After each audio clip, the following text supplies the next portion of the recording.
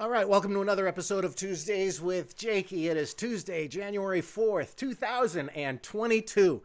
What a new year it's been already. I'm so excited that all the kids are back in school and learning how infectious diseases can ruin the rest of their life. Isn't it a wonderful country we live in?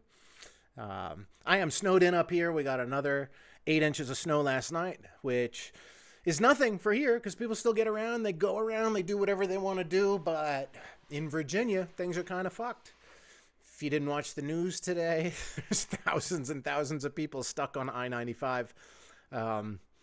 In Virginia, they just shut the fucking highway down, like a 42-mile stretch, and people have been stuck in their cars for like 15 hours now or something, and I don't envy them. But I did learn last year, through a couple of breakdowns of my own, to always have plenty of water and warm clothes in your car. And don't wait for the government to come and bail you out, kids. That's the lesson of 2021, 2022 so far, 2020, 2019, 2018, 2017, 2016, 2015, all the way back. You know what I'm saying. Anyway, here's a new episode this week, and the title of this episode is My Relationship with Alcohol, where I'm going to speak very frankly about my relationship with alcohol, and which I haven't touched in, I don't know how long it's been, 2 years, 2.5 months, something like that. I don't keep a day counter. I know a lot of people do. I lose track all the time. Maybe because it's not my first time quitting drinking. It's probably my 500th. But I made one real good stab at it in 2003, and I abstained completely for 3 years. Then I fell back in. You know, it's kind of like a love affair. Kind of like that pussy that you had that time that was so good that you keep going back to even though you know it's bad for you. Before we get into that, though, I want to touch on something else. I read a book this week that my main man, Alexander Turner, from Burnley in the United Kingdom, sent me a book for Christmas. Alex always sends the most thoughtful gifts. Always. For my birthday, for Christmas, and just in general. He is a lovely fucking fellow. And you're going to hear from him on next week's podcast, which is going to be all about my relationship with a more positive factor in my life. That was Rockin' Rodney Speed. And you're going to hear from a lot of my friends who were friends with Rodney and their memories of him. Alex was the first one to turn his in, and it was great. But he sent me this book called Tenement Kid by Bobby Gillespie, the singer of Primal Scream. Criminally underappreciated band in America, I portend. They put out an album called Screamadelica in 1991. Came out actually the same day that Nevermind by Nirvana came out. And it's funny, the last words of this book, I don't think I'm giving anything away, but the book ends with the release of Screamadelica. And he points out that those two albums came out on that day. And he says, for a lot of people, that's the day the 90s really began. And Primal Scream, what an incredible band. What can I say? A lot of my friends like Ween. So I'm assuming a lot of people who listen to this podcast like Ween. And one of the things people always say about Ween is every album sounds like it was made by a different band. And oftentimes the songs on the albums feel like they were made by different bands. And Primal Scream kind of has that vibe. They had this, a lot of their records sound different. Not so much from song to song the way Ween does, but they had a 3-album stretch from 91 to 97. They put out Screamadelica, Give Out But Don't Give Up, and Vanishing Point. And Screamadelica was, Bobby was the drummer, by the way, in the Jesus and Mary chain before he started Primal Scream. And that might give you a little background. Primal Scream made 2 albums that were not great, not bad, but they were finding their footing. Because back in those days, record companies would sign bands and let them release a handful of albums, and they didn't really expect them to hit till their third. And the first Primal Scream album, it's called, what was it called? Sonic Flower Groove or something like that.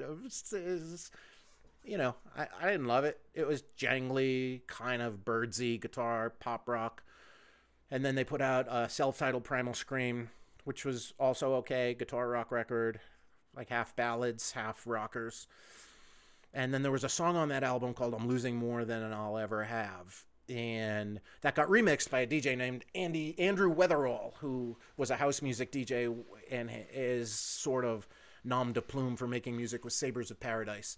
And he remixed that song, and it turned into a song called Loaded, which became a big hit. And 1991 was when that was sort of the UK summer of love, when everybody was high on ecstasy, and this album kind of grabbed that perfectly. It was lots of like dance music beats, but down-tempo dance music beats with rock songs written over it, and that kind of blew them up. And then for the next album, Give Up But Don't Give Up, they went to Memphis and recorded a sort of Rolling Stones meets George Clinton album.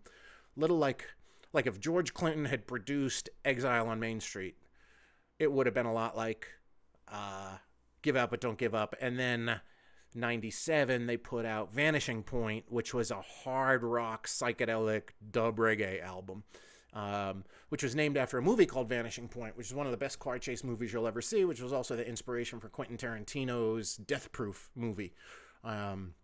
I actually went back and watched Vanishing Point again recently. It's a fucking great movie. And they kind of made that album to be a soundtrack. A song called Kowalski, which is the name of the main character in the film, who, if I recall correctly, in the film, he's got to take a stolen car from Denver to San Francisco, and he's got like 2 days to get there.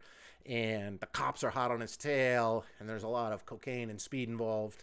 And I'm not going to tell you if he makes it. I think you need to watch the movie. But this book blew me away, and it's been interesting to read.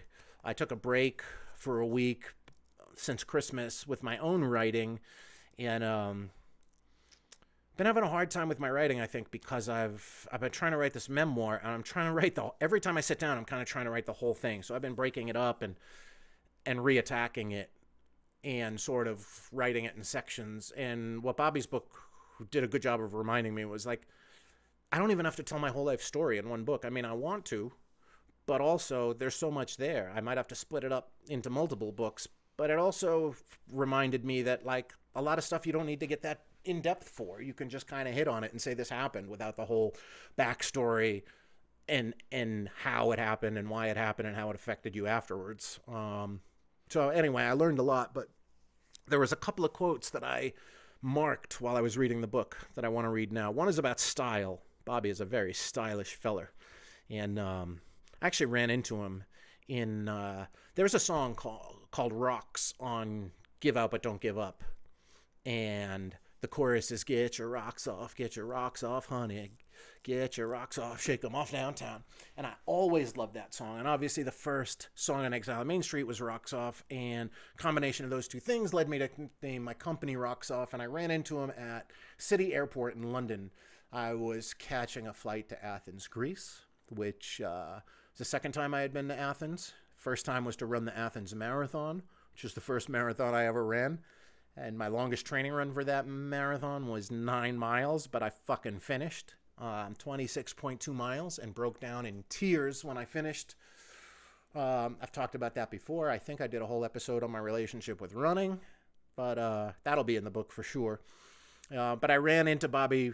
He was right next to me in the security lane, and we both had leather jackets on, and it was like 6 o'clock in the morning, straggly long hair, and we kind of gave each other the head nod. And when we got through security, I pulled out one of my Dolphin Unicorn stickers, and it says rocksoft.com on it. And I was like, hey, man, I just want to say I'm a big fan. I'm a promoter in New York, and I named my company after your song Rocks. And I gave it to him, and he just stared at me and cracked half a smile. I'm sure he gets that shit like that all the time in the airport, but I'm hoping that he put the sticker somewhere. I don't really care if he looked up Rocks Off. I'm just hoping he put that sticker somewhere and remembers, like, a fucking goofy bloke gave this to me at the airport one day. But he's a stylish motherfucker. And actually, I think I'm going to repost the picture of the two of us together on my Instagram. So if you want to see it, you can see it by going to my Instagram at Jake Rocksoff. Anyway, he wrote, one of the little passages that struck me was about style. And he wrote, and what is style except a kind of street theater? We are creating characters out of our imaginations whilst living out a dream as a way of navigating our immediate surroundings, be they societal, familial, or the suffocating influence of our immediate peer group. Style is survival.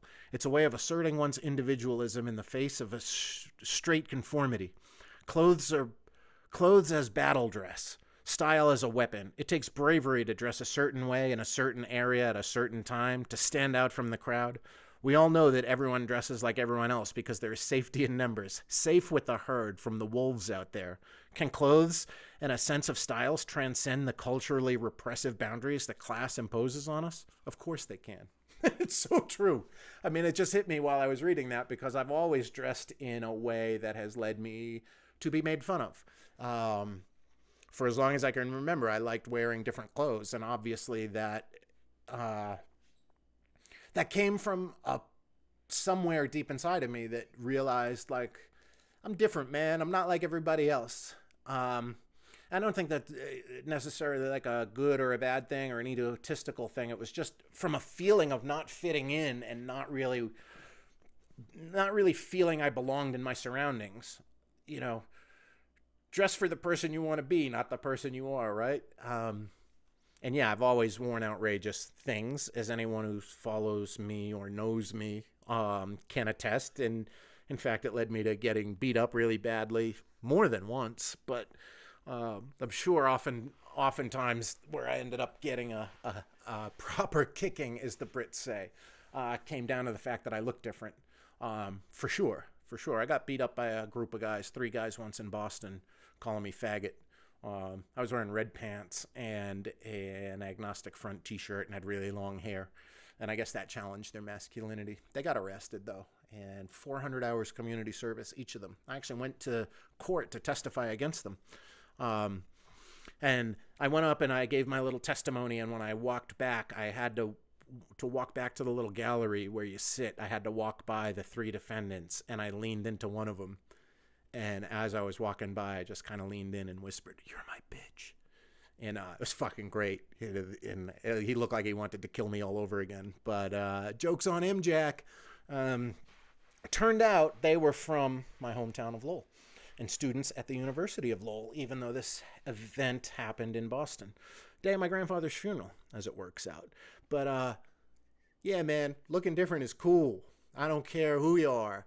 Wear whatever the fuck you want. And I like to see that parents are kind of letting their kids do that nowadays. It's one of the things I can really stand behind in parenting is like, let your kid wear whatever the fuck he wants, she wants, they want, whatever floats their boat, right?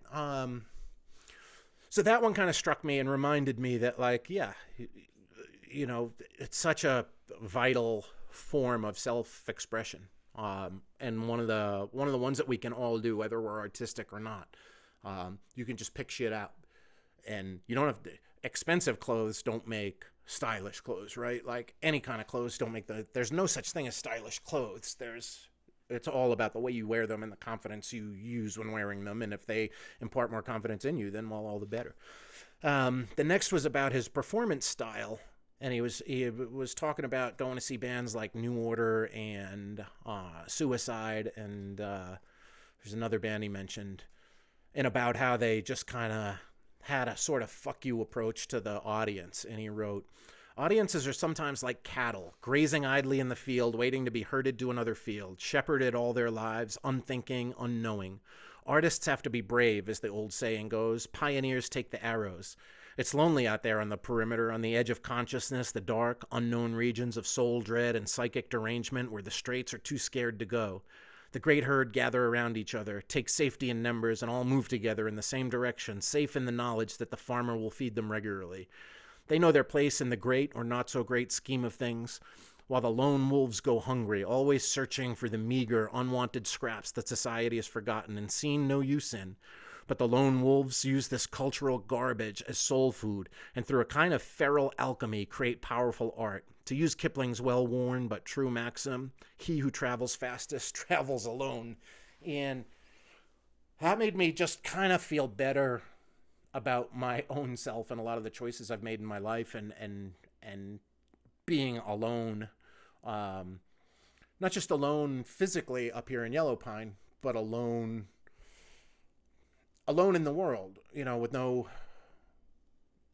love I've fallen into, no romantic relationship, no lasting one, so to speak, and just being a 48-year-old single childless guy, you know, and I'm not upset about it. I'm not depressed about it. I'm not saying this looking for pity or anything, but when you just follow the muse inside of you, yeah, shit can be awesome, but it can also be lonely too. And I'm contending with that up here, and I'm not letting it get me down or break me down, but it's definitely, when you live in a place that's where you're surrounded by other people, you can always kind of find some sort of solace, most of the time, right? I lived in New York, obviously, most of my life, and was never lonelier than in the years leading up to my eventual suicide attempt. But forced solitude has been an eye-opener in a lot of ways, and not a bad one, just a reminder that, like, hey, you got to take care of yourself, and you can't put your emotional well-being in the basket of relationships with others, because in the end, your most important relationship is with yourself, and you just got to take care of yourself. And a lot of people have isolated for their art, which is kind of what I'm doing now, isolated to write, and sort of feeling at times maybe it wasn't the right decision or the best decision, but also understanding that it was something that felt right at the time that I did. And will I do it again next winter? I don't know. It is too early to tell. But I'm definitely not saying that I won't, and I'm certainly not saying that I will, because next winter is a lifetime away. There is a quote I heard years ago from a guy named Christopher Ryan, who has a cool podcast called Tangentially Speaking. And he was talking about how you slow down time, and it's to jam your life with as many interesting things as possible. And then when you look back, the days don't all seem to run together. And, there were things that happened. I talked last week on the podcast about that picture of Bernie Sanders only being a year old. It's still not even a year old. It was 11 months old last week. The one with him looking all frumpy and upset at the inauguration, wearing his mittens. But I think when you look back on life, when you get towards the end, or even to middle age, which I guess is where I'm at, you're going to wonder, well, what have I done? And, I think sometimes, like, all right, I probably got another 30 years or so, right? Like, I'm 48. So if I live to 78, that'd be great. Hopefully longer. But can't imagine how active I'll be in my 80s. If I am alive, I'll probably just be sitting on a porch somewhere telling little kids about all my great stories. When I say little kids, I mean probably people in their 20s and 30s being like, well, there was that one time I spent a whole winter in Idaho, 2 whole winters. I lived in a tiny town and I needed to move to an even tinier town. But it's a good reminder to, if you want time to move more slowly, then fill your life with more interesting things and more adventure. And then you'll turn around and you'll be like, how the fuck was that only a month ago? And even though I'm not really interacting with anybody up here, although Lorin, owner of the world famous Yellow Pine Tavern, and my boss, she came by yesterday, and we sat here and chatted for 4 hours. I'll tell you, that'll slow things down too. But okay, so that's that, right? So now I'm going to get into a weird thing, something I haven't really broken down and talked about. I've been thinking about it since last week, because my whole impetus for recording an episode about my relationship with alcohol is that I have sort of become a bit of a sober beacon to a bunch of different people.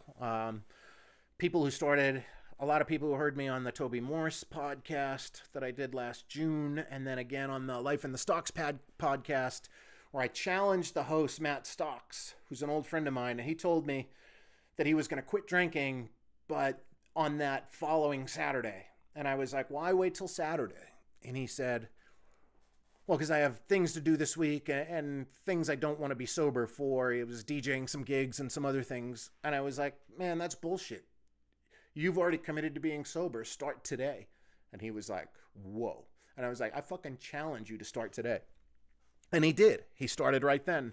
And between those 2 podcasts and me talking a lot about my sobriety, I've gotten a lot of messages from people, probably a dozen, at least a dozen, of people I've gotten a lot more than that with people saying, thanks for sharing your story. And it's been fantastic. And I love getting those messages. And it's what keeps me doing this podcast, to be honest. I got another one this morning, not about sobriety, but just about, hey, you've been a real inspiration. I love the way you share your story. Keep it up. But I got at least a dozen people who reached out to me about sobriety, and either that I inspired them to start their journey of sobriety, or that I'm inspiring them and they're already along and they found out about my story. And either way, it doesn't matter. I don't care if I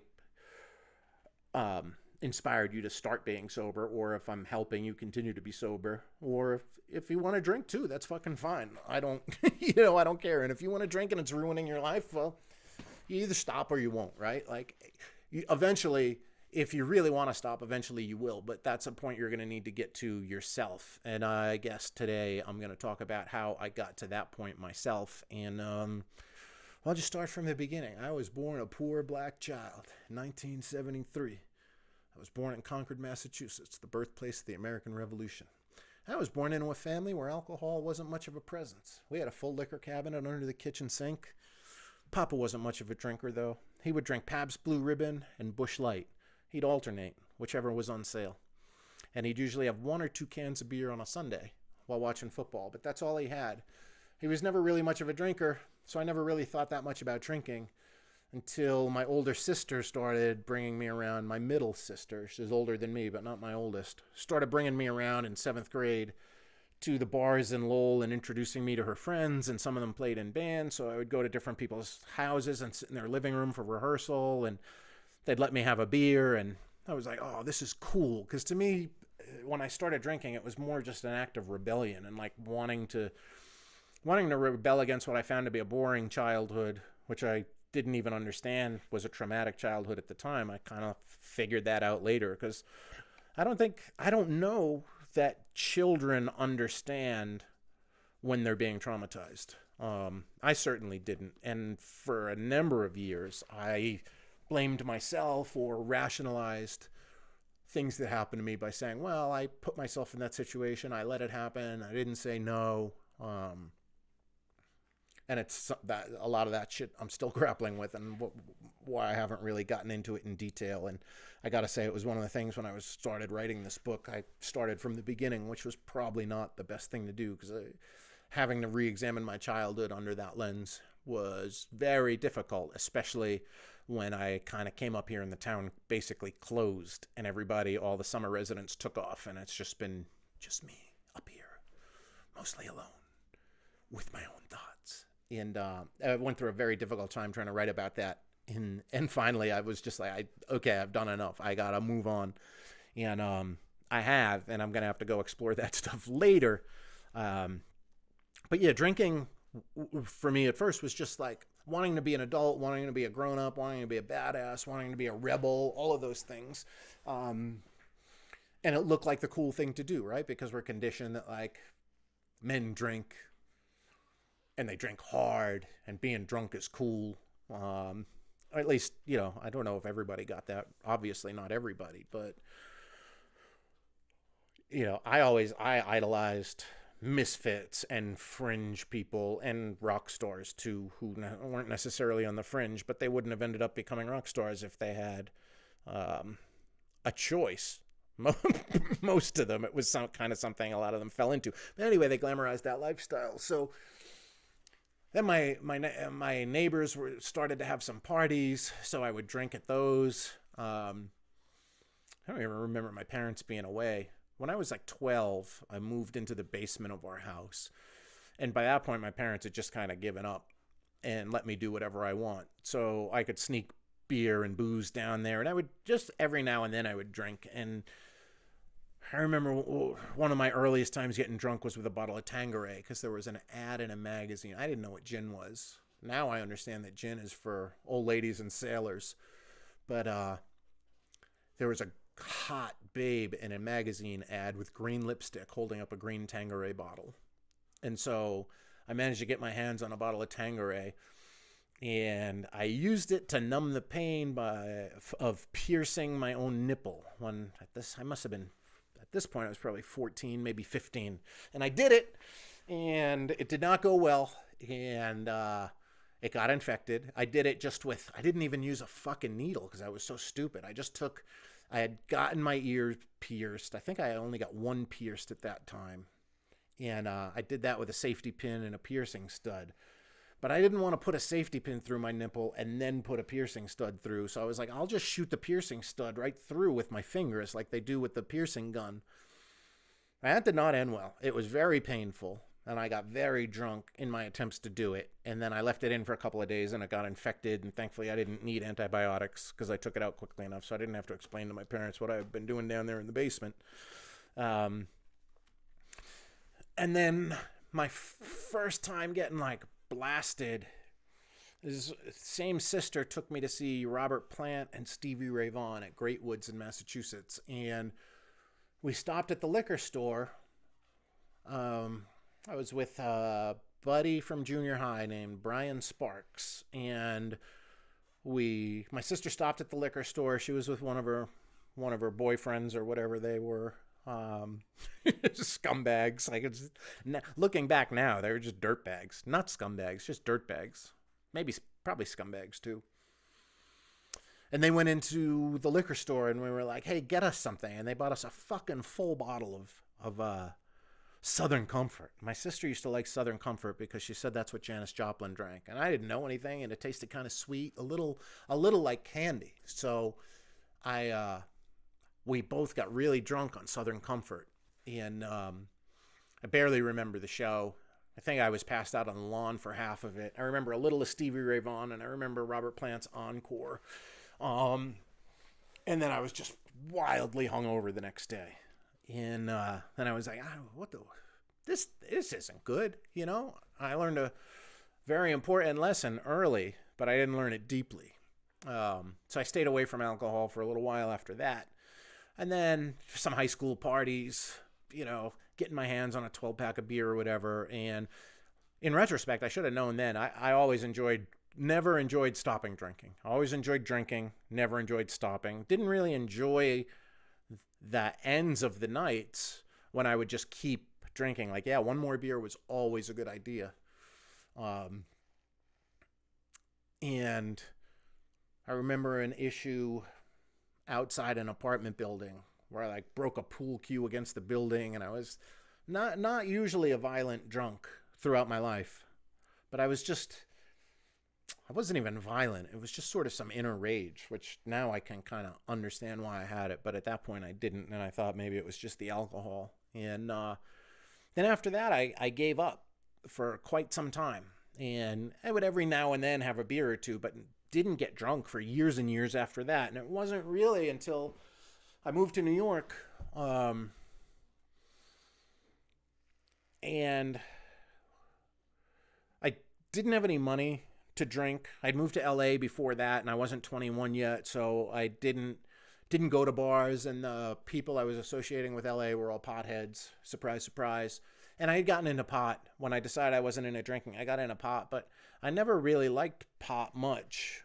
But it was just, I just wanted to feel different. And that's something that still goes on today. Like just wanting to alter my consciousness a bit. See, I started working at Wetlands, and it wasn't until about 6 months in that I even had an alcoholic drink, I think, of living in New York. And then one day, one of the bartenders was like, hey, you should try, hey, how come you don't drink? I don't know, I don't like the taste of it. And then one of the guys was like, I believe it was Chris Lento, who was like, you should try Zambuca. And I was like, what's that all about? And he's like, tastes like black licorice candy. And I was like, all right, cool. So I started drinking Zambuca, and that's all I drank for maybe, I don't know, 6 months, a year, something like that. Would just do like a couple of shots of Zambuca throughout the night at Wetlands. And even then I wasn't drinking a ton. And then eventually I switched over to Jack and Coke, and then I understood, like, Lemmy drank Jack and Coke, lots of rock stars drank Jack and Coke. And a friend turned me on to that, and I was like, this I can get behind because it tastes really good and sweet, and that kind of became my drink of choice for a long time. But it still wasn't every night. I wasn't going out and getting drunk. That didn't really happen until 99. So I was probably 26 when I really picked up drinking with a passion. And that's when I became the talent buyer at Wetlands. So I wasn't required to be there every night, but I required myself to be there most nights, because I wanted to see how the shows I booked played out and how people were responding to the bands. And I just wanted to see the bands, and I just loved being around music. And when I wasn't at Wetlands, I was out at other clubs and other shows. And slowly but surely, I started to know more people and know more bartenders. And it got to the point where it was hard to pay for a drink anywhere. And then, all the bartenders I knew would come by Wetlands, and I'd give them drink tickets, or I'd give drink tickets at Wetlands to other friends. And then when we'd go out, they'd buy me drinks. And you're not going to turn a drink down, right? But it was really at that time when I had to be around all the time. And when I had first started working nights at Wetlands, because I started working in the office, I would work in the cashier booth, and then I would DJ and do lights, and those were things that required concentration. So I wouldn't really be drinking during my shifts. But when I became the talent buyer, you do all your work during the day, booking the shows and working on the marketing and doing the advertisements and all that. And then the night would come, and my my sort of responsibilities would be over. And my only responsibility then would be to be watching the shows and checking out the bands and socializing. So drinking helped that. And then when the club would close and all the customers would go home, I would kind of decompress with the bar staff, who would themselves start drinking. I hope they were just starting at the end of their shift, but I know that that's not true. They had probably been drinking through their shift. But we would all drink, and there was no oversight. There was no oversight when Larry was the owner, and there was no oversight when Shapiro was the owner. If anything, if he was there late, he'd be like, let's all drink. It was just, we were young and wild and crazy and in our 20s, and it was totally fine. And at a certain point, around the time Wetlands was closing, I didn't know if I was going to be able to get another job, but I was drinking pretty much steadily every night at that point, but never really thought of it as a problem because I was just out at work, and I wasn't getting hungover too badly because I was young, and I always drank enough water. And but then as Wetlands was when we found out it was going to close, I think I started drinking a lot more. And I remember getting a talking to from the general manager at the time, who's now the co-owner of Brooklyn Bowl, Charlie Ryan. And I had secured a job at the knitting factory as the talent buyer there. And I remember one day he was like, hey man, whatever fuck you've been doing here, has been fine, and you've been able to get away with it. But Michael Dorff, the owner of the knitting factory, he's not going to put up with you drinking like this. And you come in some mornings to the office, and I can smell the booze just coming off of you. And I just, as a friend, I want to tell you that shit's not going to fly. So you should probably get a handle on that. And I was like, all right. Good point. I'd never really even considered it at that point. Because I would regularly, if I wasn't staying late at Wetlands, I would go home and get a 12-pack of PBR and just sit on my couch and listen to more tunes and drink more beer, at midnight or whatever. And then I started at the knitting factory on September 15th, 2001, which is a somber time because it was right after 9/11. And went back to not really drinking that much. And, I wanted to put a good foot forward at the knitting factory, but my tenure there as the actual talent buyer only lasted 4 months, September, October, November, December. And I quit on January 2nd of 2002. I gave my resignation, but ended up staying tied tightly to the knitting factory. I wasn't the talent buyer. I wasn't on salary, but I was booking more shows there than the guy they replaced me with. But I didn't have to be there every night, so I would be out at other places. And even then, for whatever reason, I wasn't drinking as much. And then, after I quit the knit, then I sort of fell into a bit of a depression because I thought it should have been my dream job coming out of Wetlands. But then I quit, and I was like, all right, I can make money doing this, but what am I really going to do? And I was kind of shiftless. And I ended up getting a job at BB King's as a lighting designer, just the guy pushing the buttons on the lights and setting the scenes and just doing the lighting for all the shows they had coming through. And they were very strict about if you could drink or not. And I was depressed because I was like, I don't want to be a fucking lighting designer. I want to book shows. And I was just kind of booking some here and there. And it was there was an in-between period where I quit Knitting Factory and was just putting shows in there before I started Rocks Off, which I didn't really start until summer of 2002 when I started doing my first boat cruises. And then didn't even name Rocks Off until, I don't think, till 2003. At first, it was just making flyers, with the name of the band and the venue they were playing at. And then at a certain point, I went right back into drinking and was doing it every night, and getting fucking bombed. And then there was a club called Tribeca Rock Club. It had been called Tribeca Blues, and I took that over and changed the name to Tribeca Rock Club, and it was fine. I did a really good job of it, and people liked coming there, but I wasn't thrilled. I was like, there's got to be something more. It was exciting because I had started Rocks Off, and I realized I could make a living on my own with my own business and didn't need to really have a boss. But I just started drinking a lot. And at a certain point, my girlfriend, her name was Mary, she,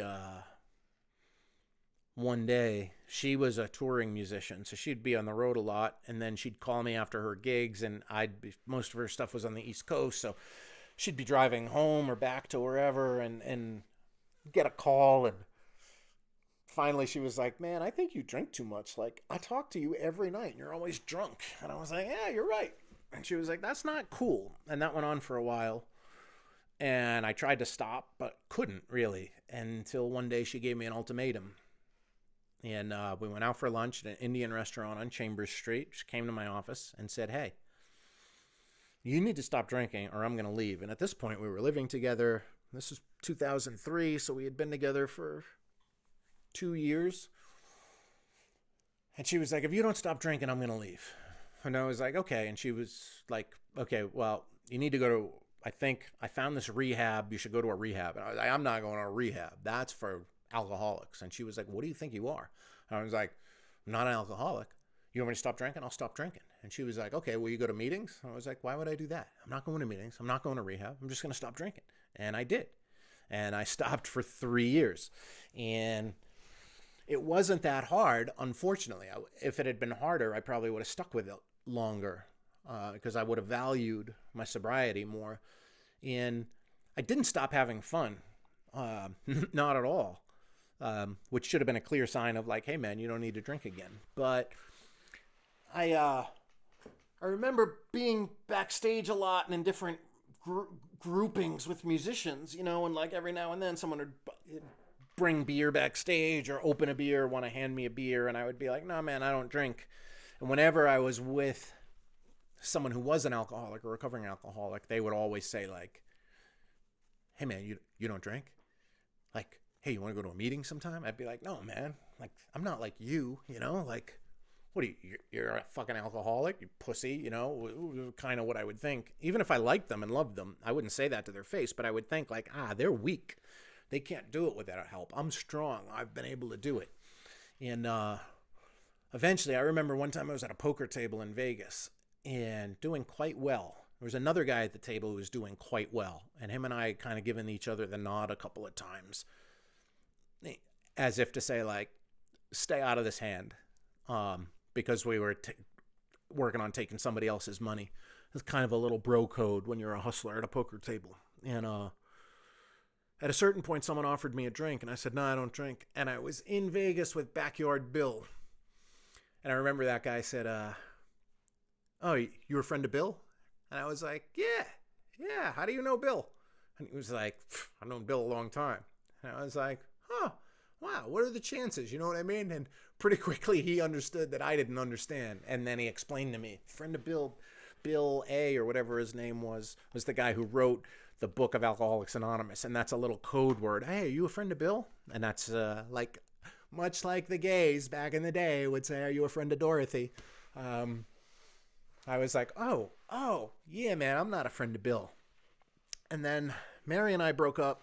My dad was dying. And we broke up in May of 2006.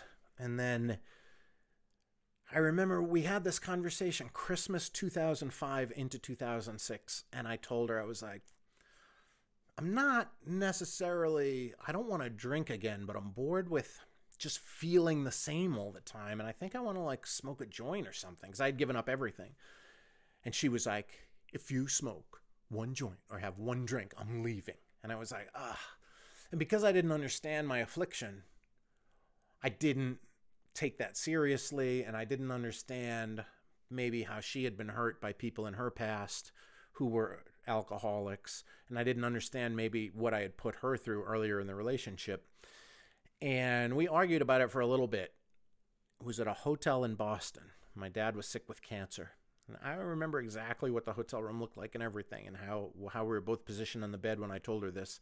And at that moment, I was like, I don't think this relationship's going to last. And I sort of chose drinking over her. But I didn't really choose drinking over her because I wasn't like, I want to drink. I was just like, she doesn't understand me. She doesn't understand like my need to feel different and be different and not be boxed in as like a sober guy. And that was definitely the beginning of the end. And then we broke up in May, mostly because she pushed me towards marriage. And I had gotten a vasectomy couple of years before because we agreed that we were going to be together forever. We didn't believe in marriage, and neither of us wanted kids, and she couldn't be on the pill because it made her wacky, or wouldn't be on the pill, and she was considering getting her tubes tied, which is a very invasive surgery. So as an act of chivalry, I decided to get a vasectomy.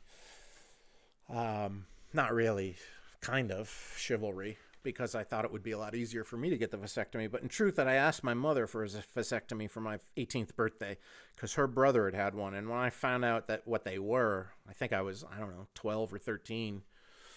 I was like, that sounds cool. I think I want to get one of those. I don't want to ever get a girl pregnant. That'd be horrible. That was my feeling from a young age and remained my feeling.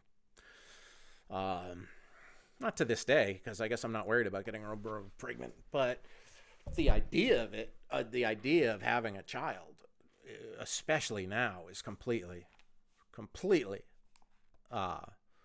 anathema to me and the way I want to live my life. And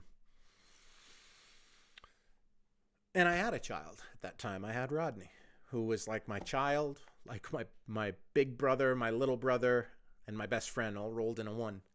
We'll get into that next week. But so eventually, a few more months went by, and we broke up in May. And then I was doing a run of 6 shows with the Bouncing Souls at the Knitting Factory. We did June 1st, 2nd, 3rd, 4th, 5th, and 6th. And it was leading up to the release of their album called The Gold Album, which came out on June 6th, 2006. So they wanted ideas for like, hey, how can we make a record release show special in New York? And I was like, let's do 6 nights at the Knitting Factory. And records all came out on Tuesday at that point. So I think we did Thursday, Friday, Saturday, Sunday, Monday, Tuesday. Yeah. And we charged $16.66 for the tickets, or you could buy a 6-night pass for $66.66. And we made these like black towels with gold print that everyone got who bought a 6-night combo ticket pack. And it said, I went for the gold Bouncing Souls record release party. And I still have one of those towels. And the first night of that run, I remember I was with Kate. If you're a fan of the Bouncing Souls, you know Kate was their manager for a long time, and they had a song called Kate is Great. And I was in the dressing room with Kate, and I reached into the tub of beer, and I grabbed a Pabst Blue Ribbon, and it was the first drink I had had. And Mary and I had been broken up for a few weeks at that point, and I hadn't had a drink, but I was like, I'm going to have a beer. And Kate was like, whoa, because she knew I hadn't been drinking for so long. She was like, you all right? I was like, yeah, I'm fine. I was just like, just want to have a beer and party. I had a couple beers, maybe throughout that night, and a few more throughout the run. But it wasn't long before I was back to drinking every day and every night. And just really going at it. And I think that's when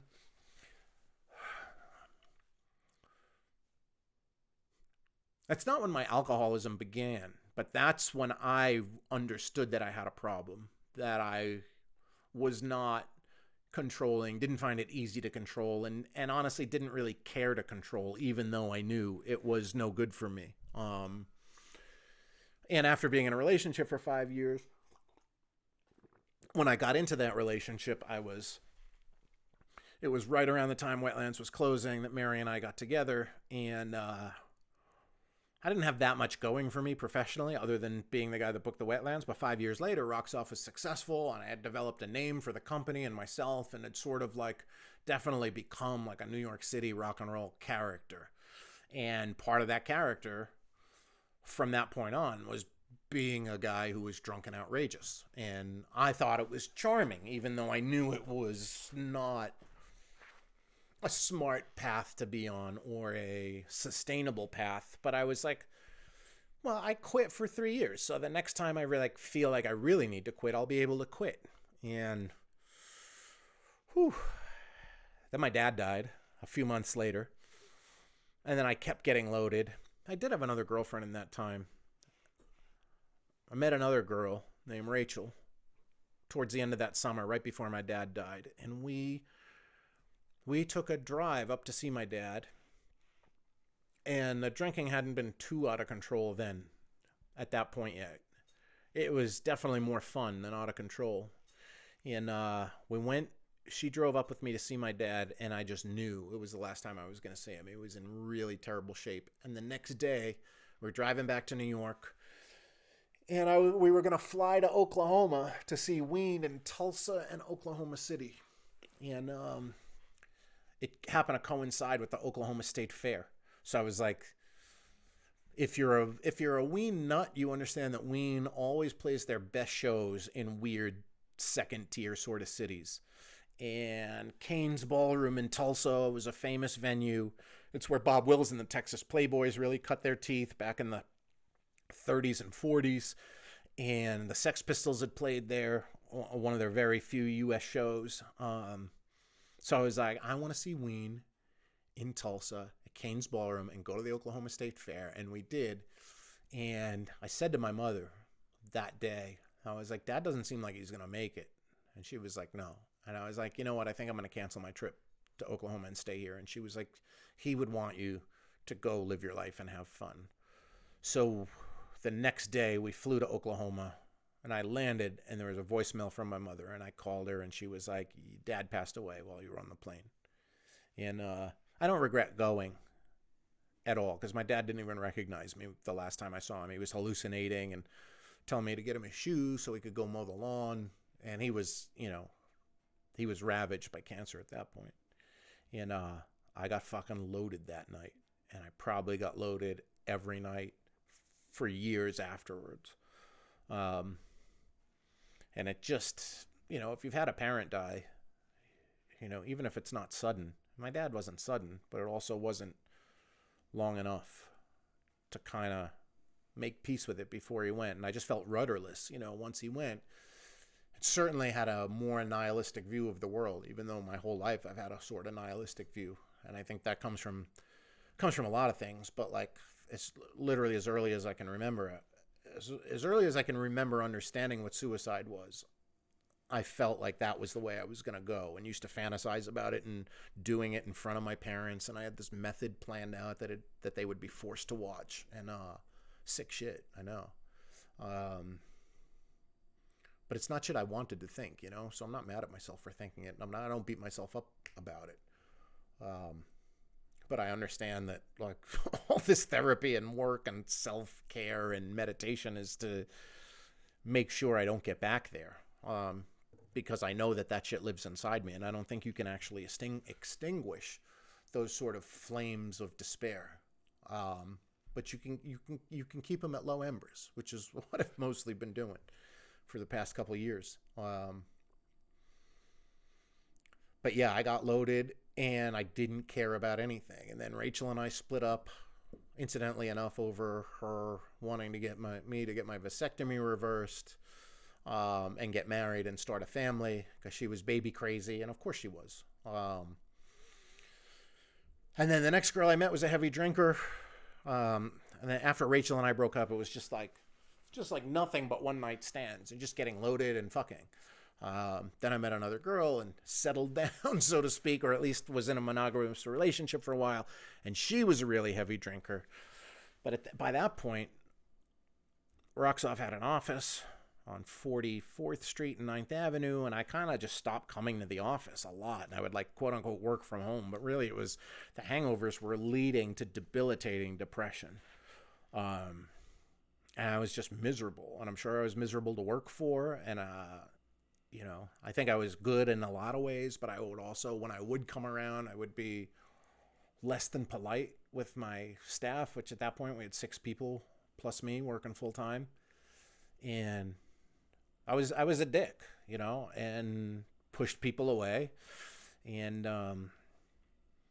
ended up letting them go one by one, and sort of rationalized to myself the reasons I was letting them go, and I was downsizing the company. And in a lot of ways that was true, because at a certain point the company ballooned so big that I was spending more time, when I did have the brain capacity to function, I was spending more time overseeing the business than actually like booking shows. And it did turn out to be an okay move financially in the end, because I started doing less shows, but without having to pay all these salaries, I ended up making probably more money. But my heart wasn't in it, and that was really Rocksoft sort of, I would just let it coast for a bunch of years, probably ever since then, really. But I did, I'm selling myself short, actually. Like, I did a lot of big things with Rocksoft in that time too. But I know as much as I accomplished in those years, probably like 2008 to 2014, I could have done a lot more if I wasn't drinking. And I would manage to stop every now and then for a few days, a couple weeks, a month here, a month there. But I never really committed to stopping. It was just like, I got to stop for long enough that I stop having the shakes in the morning, which is a telltale sign of, problem drinking. Delirium tremens, they call them. It was just getting fat, and I ended up starting tragedy in that time. And of course I would start drinking before we went on stage, and then I would drink while we were on stage because it was part of the show. And then I would drink when we got off stage to celebrate the show, and then everyone else would go home and I would go out to a bar and keep drinking and try to get laid if I hadn't already met someone at the show. But then at a certain point in there, I guess 2010 or 11, 10 I think, Phil from Tragedy had been sober for a long time and fell off the wagon and needed a sober partner for a tour of the UK. So I was like, I'll do this tour sober. And then that changed my whole perspective of performance. And I never went on stage drunk again for quite some time until the last tour, where I knew I was about to quit the band anyway. And I was just depressed again, and it gained a lot of weight and didn't really fit in my outfit. And I see pictures from that era. That was 2012. Some of these pictures are fucking embarrassing to see how fat I was and still trying to squeeze into fucking tight spandex suit. Every time I see those pictures, I really cringe. And then, I just kept doing off and on drinking for a while. And that's really when I started I met another girl named Amy, who, when I met, we sort of fell in love quickly and deeply, and we both drank a lot.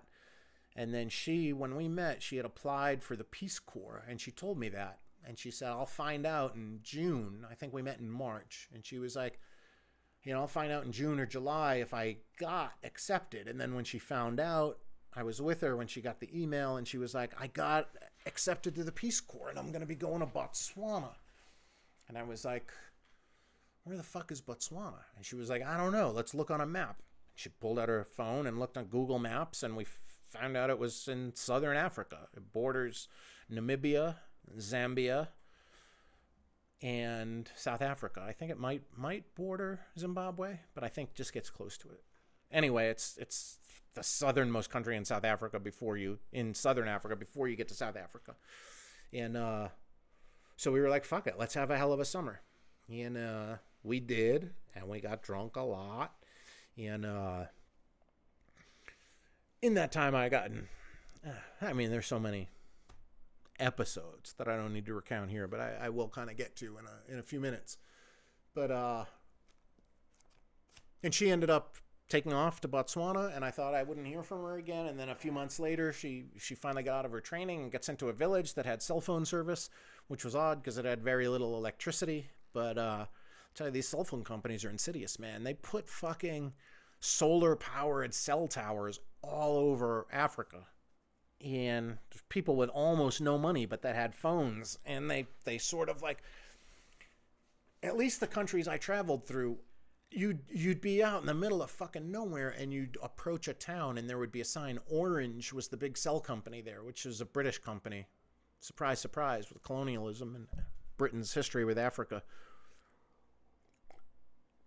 But the only way you knew you were coming to another town was because all these towns and villages were so poor, they didn't have signs. There were no street signs, you know.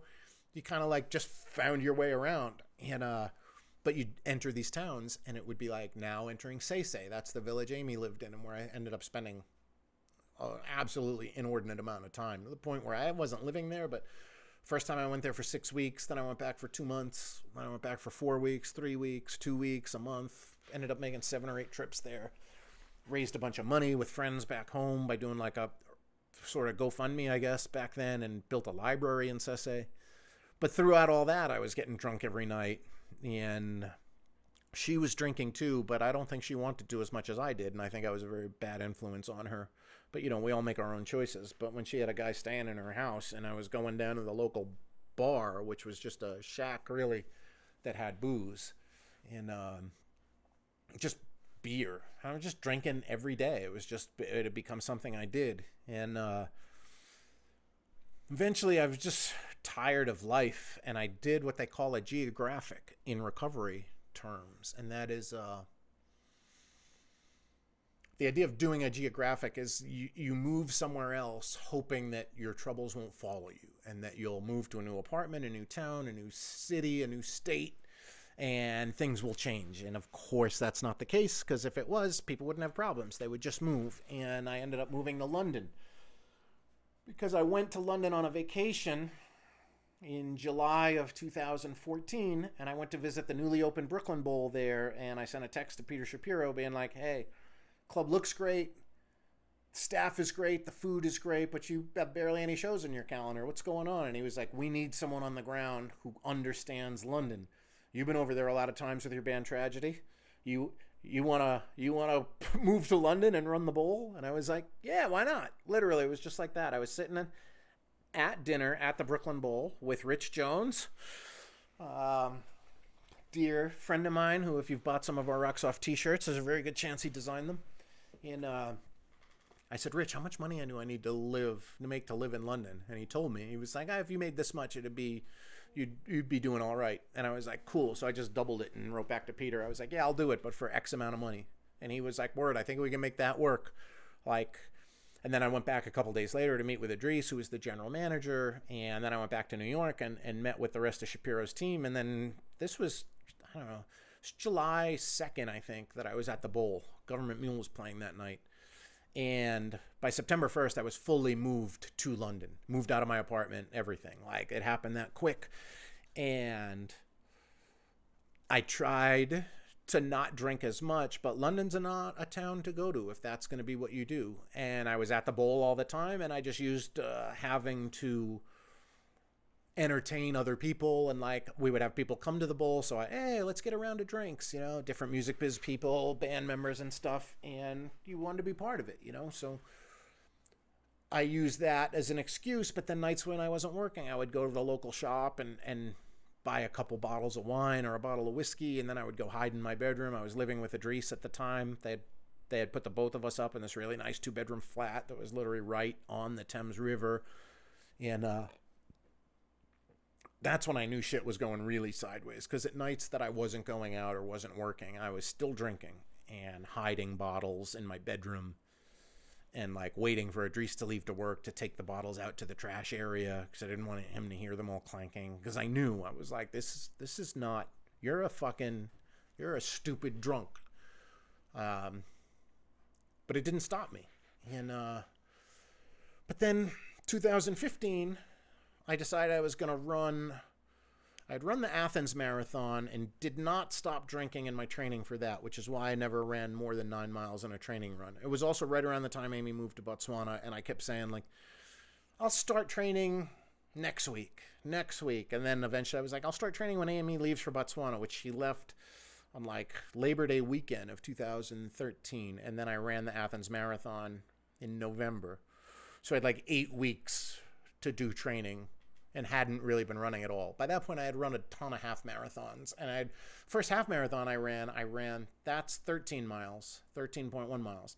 And I had never run more than 6 miles in my life before that, but I went and did it anyway. And same thing, drinking kind of got in the way of my training. But I was like, I'll power through it. So I powered through a half marathon, and then I trained for some half marathons and did those. And then I decided to run the Athens Marathon, and I said to myself, I'm not only going to finish this marathon, I'm going to finish it with a smile on my face. So I overtrained. Typically with marathon training, you work your way up, and then you do a long run. You do a couple of runs during the week, and then you'll do a long run on the weekend, and you keep increasing the distance of the long run until you get to 20, 22, 24 miles, maybe. But all the training programs I've ever read for marathons are like, you don't run 26 miles until you need to on the day. You don't want to wear your body out, which, I don't know, still to this day seems bullshit. Like, if I'm going to run a 26-mile race, maybe I should run 26 miles a few times before that race. But I was doing training runs in the 20s for like 3 months leading into it. I really worked my way up. And for that, I went sober again. And I even went to Dublin for my one and only time. I went with my friend Layla.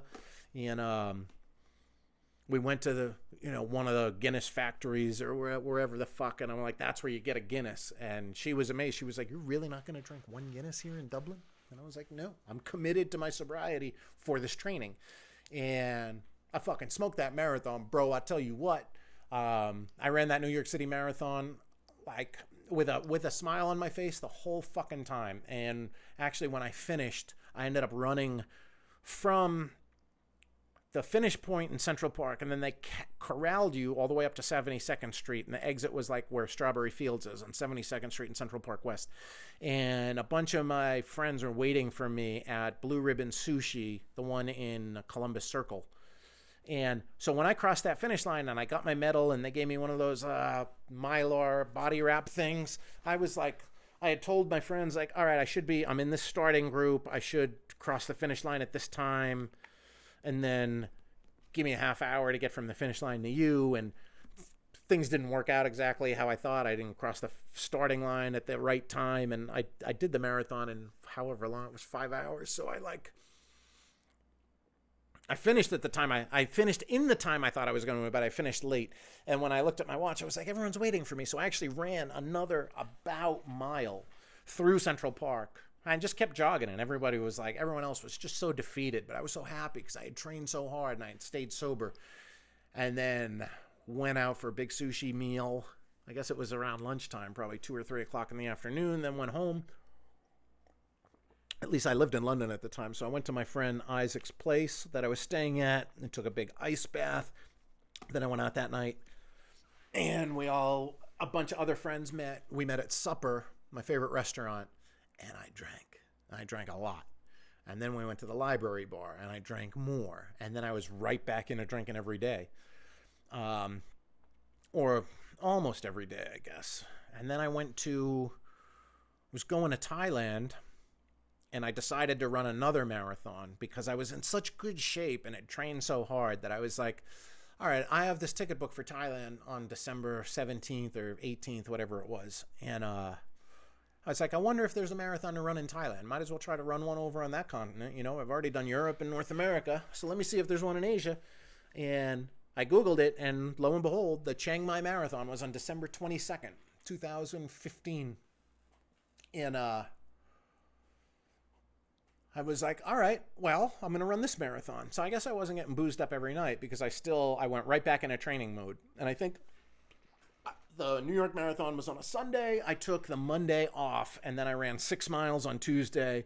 Then I ran 6 miles on that Thursday, which had become my training regimen. 6 miles Tuesday, 6 miles Thursday, and then a long run on Saturday or Sunday, and then repeat the next week and just increase the long run. So I think that first week I did like a 10-mile long run. And that was the extent of my break from training during that period. And went to Thailand. And by this point, I had learned about if you mix Xanax and booze, because I was making so many trips to Botswana and then making a lot of trips back and forth from New York to London. I learned that, like, if you have a couple glasses of wine and have a Xanax, you're just going to be knocked the fuck out. And I remember I got really high on Xanax to sleep for the flight to Thailand. And it really fucking zooted me out for a couple of days. And I didn't realize this at the time, but I couldn't sleep for the next 3 days because I think that I had taken Xanax a few days in a row.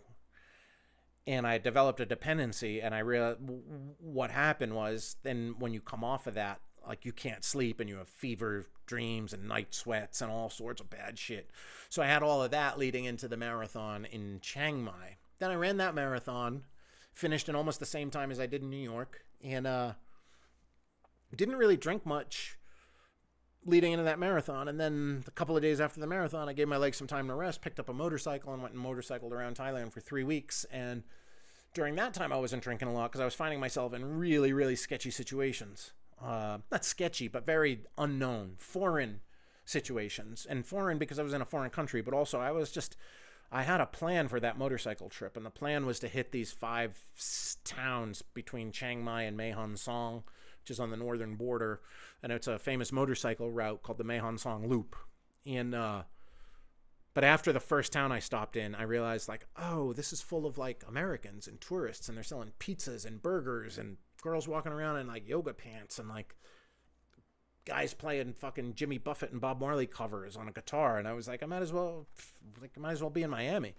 So then I got really off the beaten path and started visiting these little villages and just did not stay on the loop anymore. It was just taking dirt roads and a God knows where. And a few nights I slept in different people's houses, like their huts, where I would show up in a town and just be like literally couldn't even, in places where they spoke zero English and I spoke zero Thai, and I would just motion, like, put my hands together and, like, lean my head against it, like, hey, I need somewhere to sleep. And people invited me into their house, gave me a sleeping bag, let me sleep in a hammock once. Just wild shit. So I wasn't getting too bombed then because I wasn't in places that had access to alcohol. It wasn't because I didn't want to. And then at a certain point, I finished my trip and I went to Singapore and went to the Marina Bay Sands Hotel, famous hotel in Singapore. It's like 3 fucking 60-story towers connected by one big rooftop with a pool. Gorgeous. I ended up getting loaded there for a few days. And then back to England and back to London. And then even during that time, my last year in London, I wasn't drinking as heavily as I had because I ended up 2016, I was running 3 miles every day. And at first it started as running 3 miles every day in January. It's a sort of dry, sober January way to keep myself in shape. And then Rodney passed away January 12th, I think. And then I decided I was going to run 3 miles every day for a year. And that helped keep me sober. So I wasn't drinking all the time during that. And I made a couple of friends in London who were sober, so I had people to hang out with. And I wasn't really, like, sober, but I had plenty of sober nights.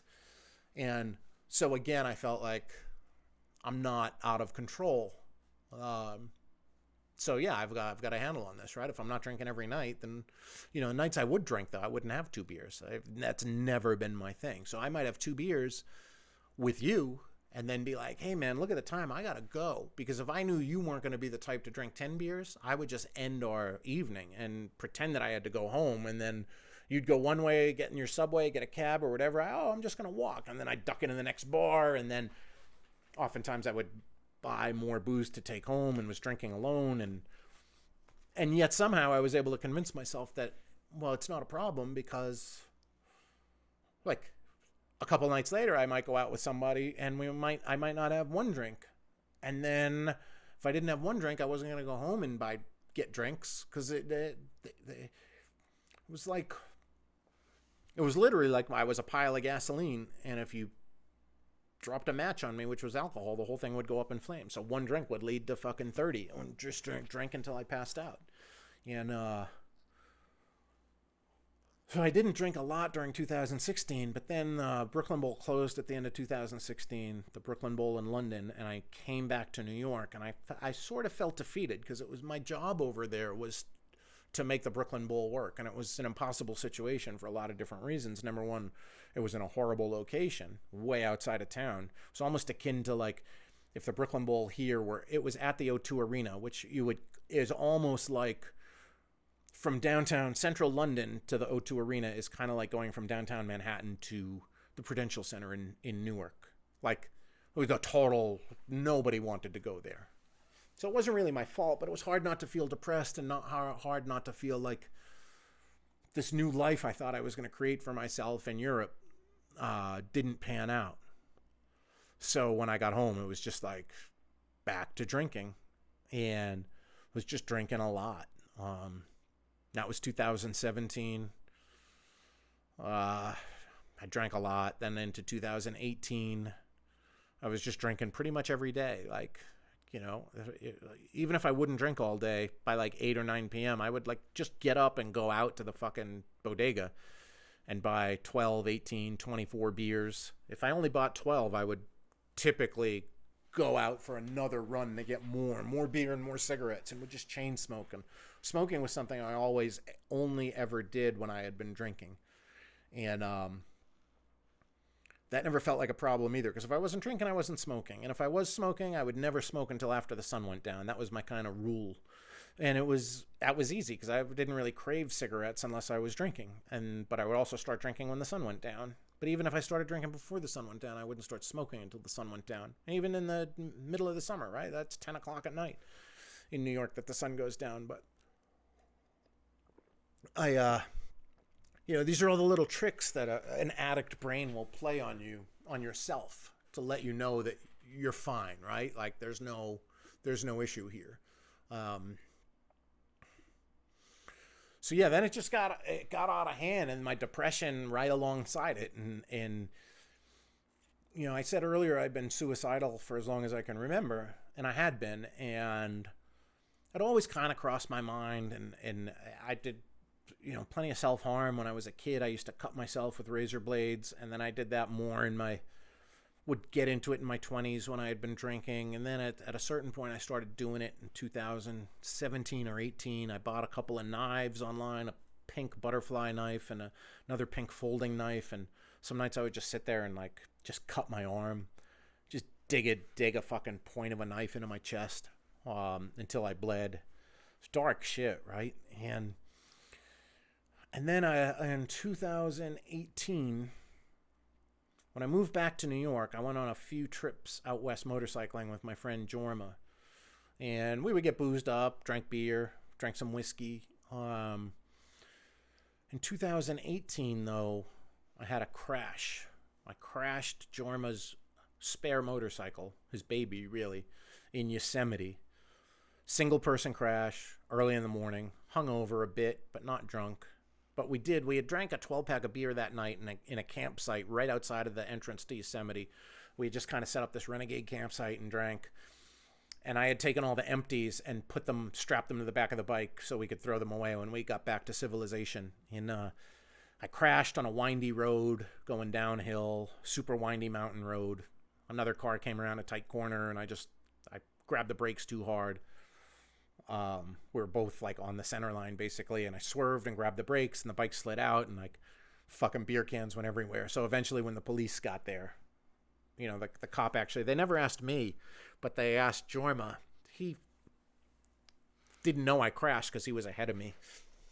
And apparently when he came back, the sheriff for California Highway Patrol was already there. It was a huge scene, obviously. She had been like, hey, there's all these empty beer cans. Like, we don't smell beer on them. And Jordan was like, no, we drank all those last night. And they never even breathalyzed me, which fine, because I wasn't drunk. And I think they could tell that from talking to me.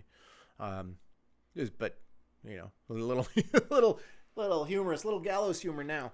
And, but then a couple of months later, I went back to California, and I was like, Jordan, I need to ride that bike again. Like, when I finally healed up, because it was a pretty brutal wreck.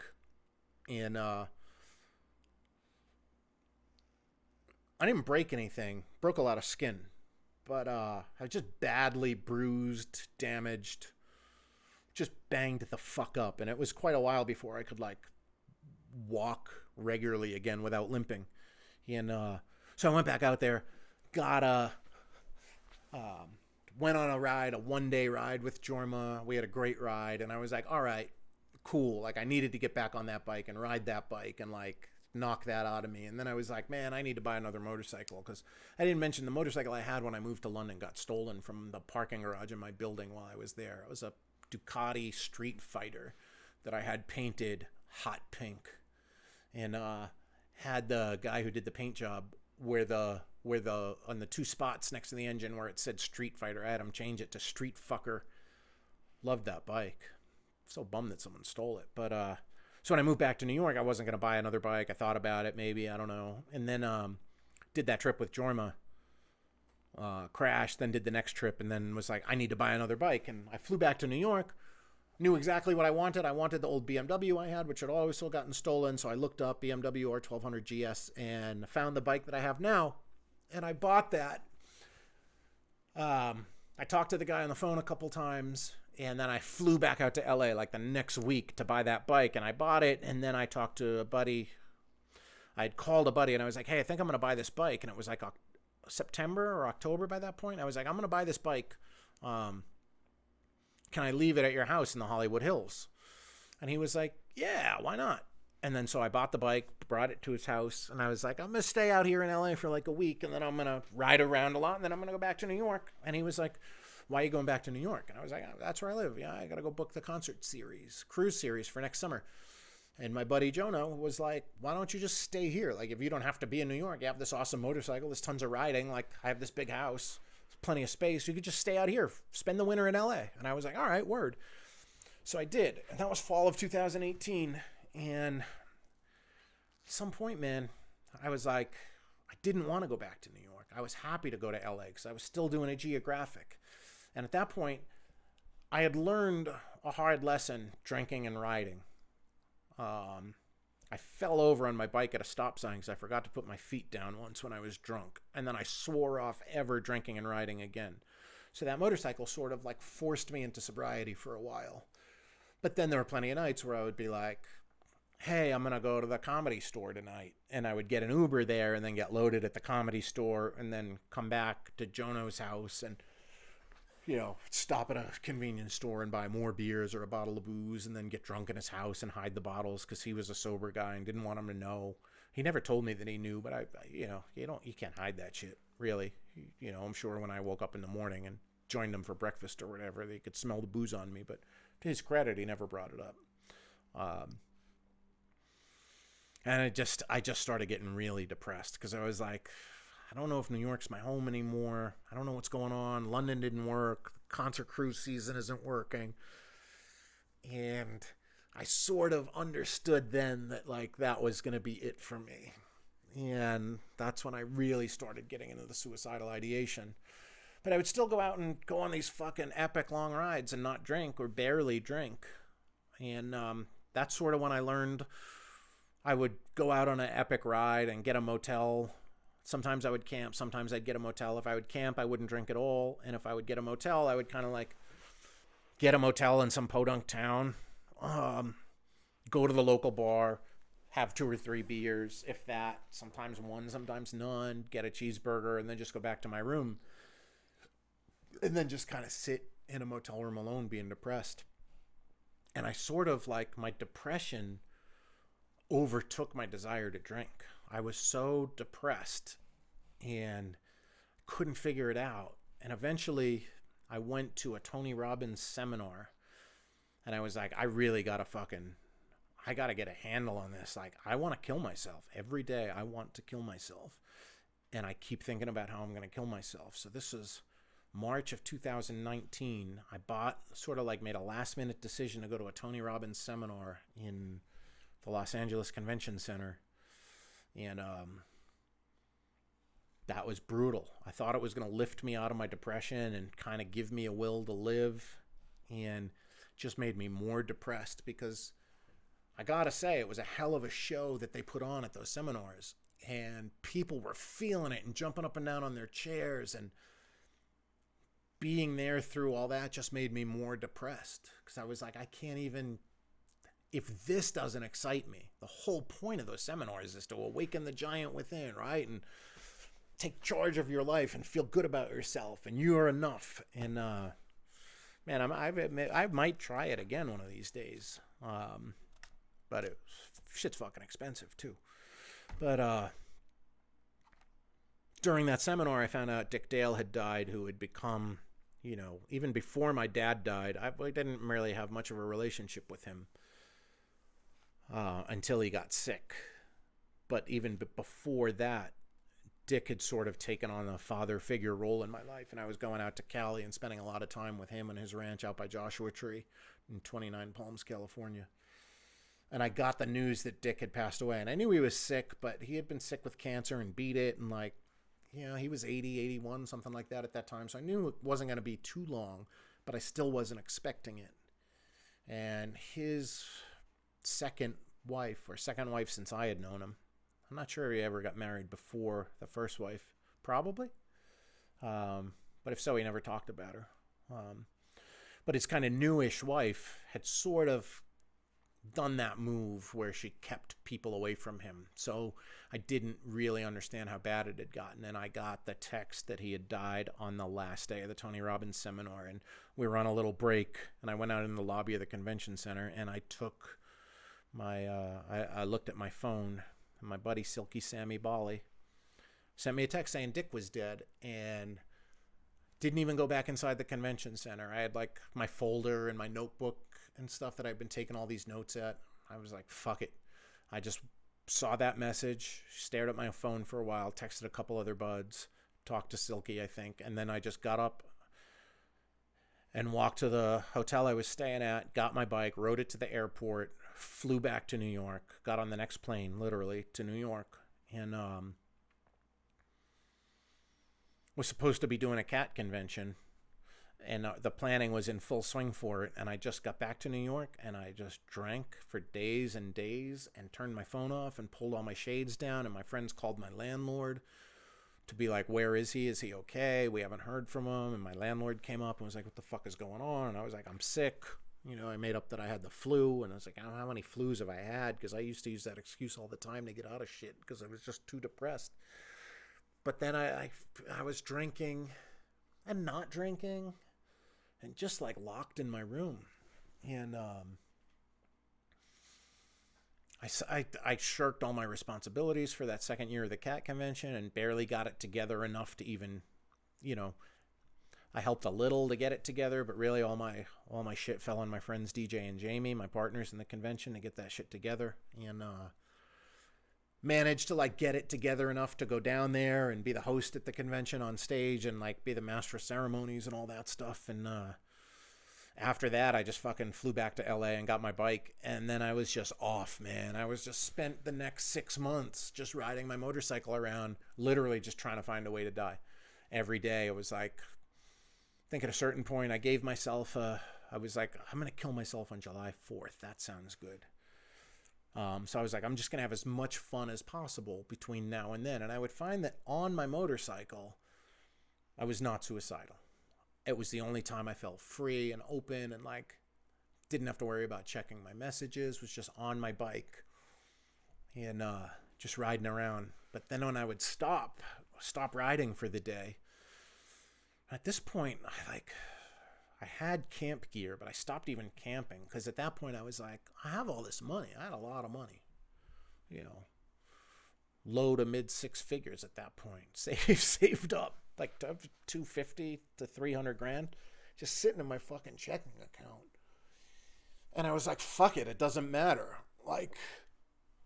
Why would I camp? I'm just going to stay in hotels. And some nights I would stay in really nice hotels, but more often than not, I would stay in shitty motels because that's where I was riding, was in towns that had shitty motels. But I ended up in Banff, Canada, Banff National Park, which is outside of Calgary. And I went and fucking booked a suite at Lake Louise one night. And I was like, fuck it, I don't care. They're like, $2,000 a night. I was like, who cares? I can afford it. And a lot of those nights I would not even be drinking. Sometimes I would get loaded. Sometimes I wouldn't through that whole 6-month stretch. But some days I would fucking have a couple of beers on my bike, or I would have a couple of beers, at lunch or something. And then I'd be like, fuck it, even though I told myself I'd never drink on a bike. But at that point, I was like, I don't care. And I was just like, I was so fucking despondent that I was like riding without a helmet on, riding 100 miles an hour plus often. Then I started putting alcohol in my fucking backpack, like my Camelback. And so I could just sip and fucking ride and drink. And that started in Yellowstone. I remember one day it was like just noon and I went into one of the ranger stations or whatever those like greeting centers are that they have at national parks, and got a lunch. And then I was looking at souvenirs and they had like Yellowstone whiskey, and I bought a bottle and I poured it into my Camelback with water, and I just drank that and was sipping on that. And I was like, oh, man, this is not good. But I didn't care. And I was literally, I was trying to die. The way I was riding, the way I was acting. I remember I got into this fucking crazy altercation with a miner he was a miner from North Dakota. And he gave me shit one night at a bar in Cody, Wyoming, right outside of Yellowstone. And fucking took his hat off of his head. He had a cat hat, like those cat tractors. Caterpillar? Yeah. And he said something about, oh, you're from New York City, you fucking faggot or whatever. I was like, oh, yeah. And I took his hat off his head and I put it on my head. And I was like, you want to see what kind of fucking faggot I am? You want to get your hat back? You walk outside and take it off my head, and we'll see if this faggot doesn't kick your fucking ass. And I walked outside and I was like, that maybe this guy's going to kill me, and that'd be awesome. Because the one thing I didn't want was for my friends to know I had killed myself. And I didn't want them to worry about me. So I was looking for ways to crash my bike, cliffs I could ride it over, like so that my friends could be like, fuck, we always told him to be careful on his motorcycle. I guess he wasn't careful, but at least he died doing something he loved, right? And I was that out that I was challenging people like that and just did not give a fuck. And eventually I ended up making it back home. I only made it back home because my bike died. My clutch fucking died when I was in Banff National Park. So I was able to limp it back to this hostel that I was staying in, and found a guy that was going to fix it, and then flew home, oversaw a couple of Rocks Off shows. And that's when I knew, like, even so with those shows, I guess I was drinking. But I came home on that trip and I was just waiting for my bike to get fixed, and I unloaded my apartment. I took so many of my books to